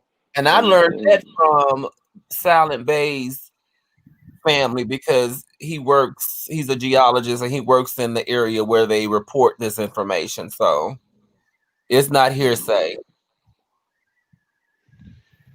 So oh Lord T. Jesus. Bless said, what if the military question? What if the military comes into town door to door with a COVID vaccination requirement? Bitch, Let me they tell can you. suck my ass is what they can because Okay. you're not making me take the vaccination. It's one thing for me to put a mask on, but the vaccination, I don't know what's in it. I don't know what you're trying to do. You could be giving me something else, just like when they injected all of the black men when syphilis, talking about they were giving them treatment and free health care, and they injected them the with the syphilis virus back in the day, testing it on them. No, ma'am, not with me. You won't, bitch. See, my doctor already told me. He was like, what you gonna do when they come out with the vaccine, Tristan? He was like, are you gonna take it or are you not gonna take it? Because he was like, have you ever thought about as far as how that would react with your sickle cell? And I was just like, Yeah, you know, like it's kind of like damn if you do, damn if you don't. So damn it's this. just like, Yeah, girl, I guess I'm gonna have to just sit here and roll with the punches and just not take them because I just cannot see myself something that has just been taken over our whole entire like earth and just completely just has transformed and just shattered just everything that we've like been as far as the norm of what we thought to be the norm and stuff like that. I just can't see myself injecting myself with something like that, already knowing of what I see here and got, and then combined on top of that.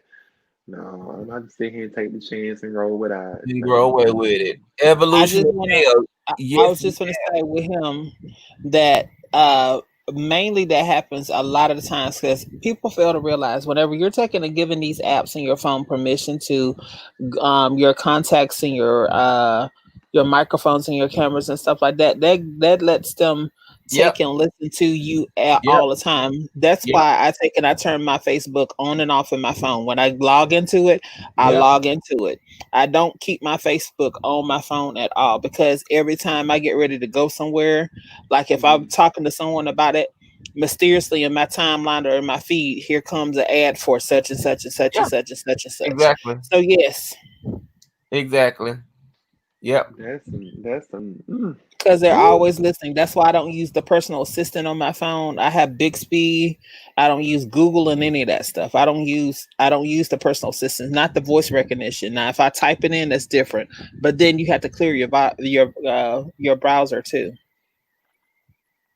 oh yeah. Wow. These smartphones are smart for several reasons. You best to believe it. Yes, Lord, they are.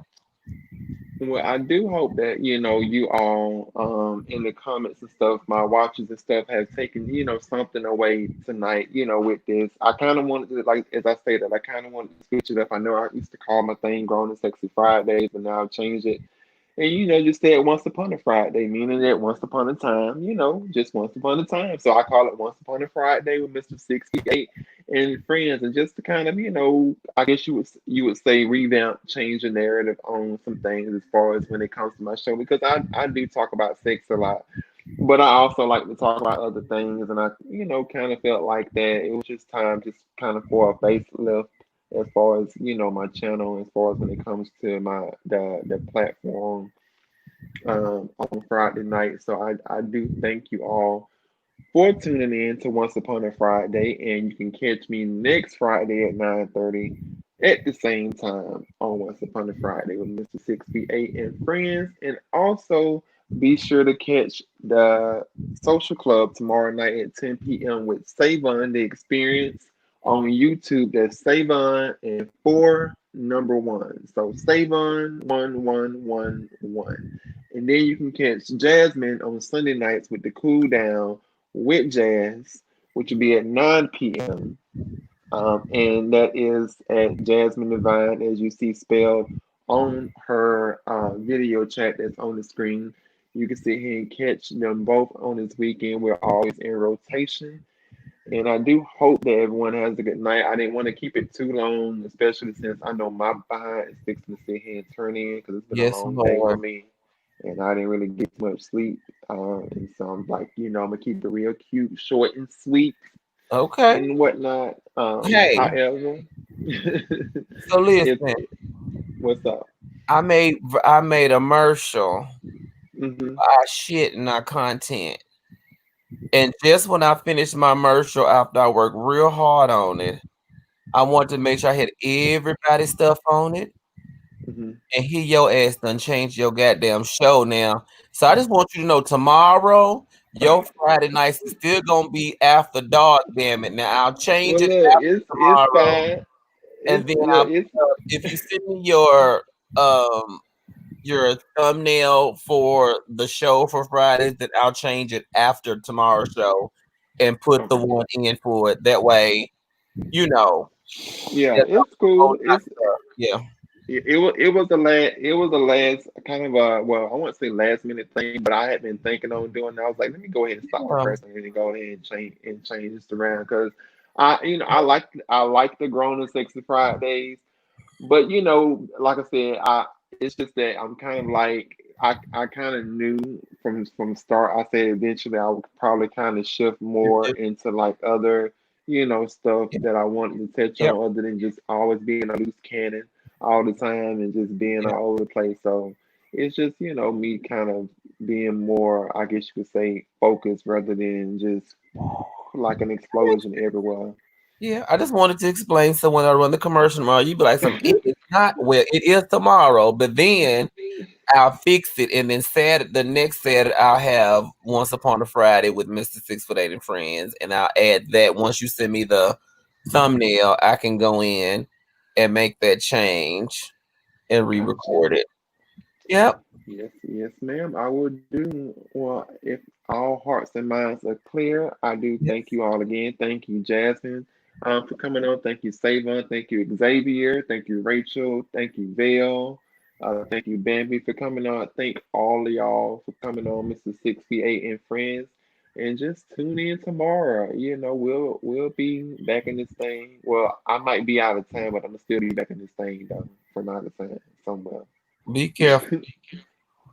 I will. And until next time, you all love, peace, and soul. And is the microphone on? Do it talk out loud. And if you don't talk out loud, I guess we're gonna cut this shit off then.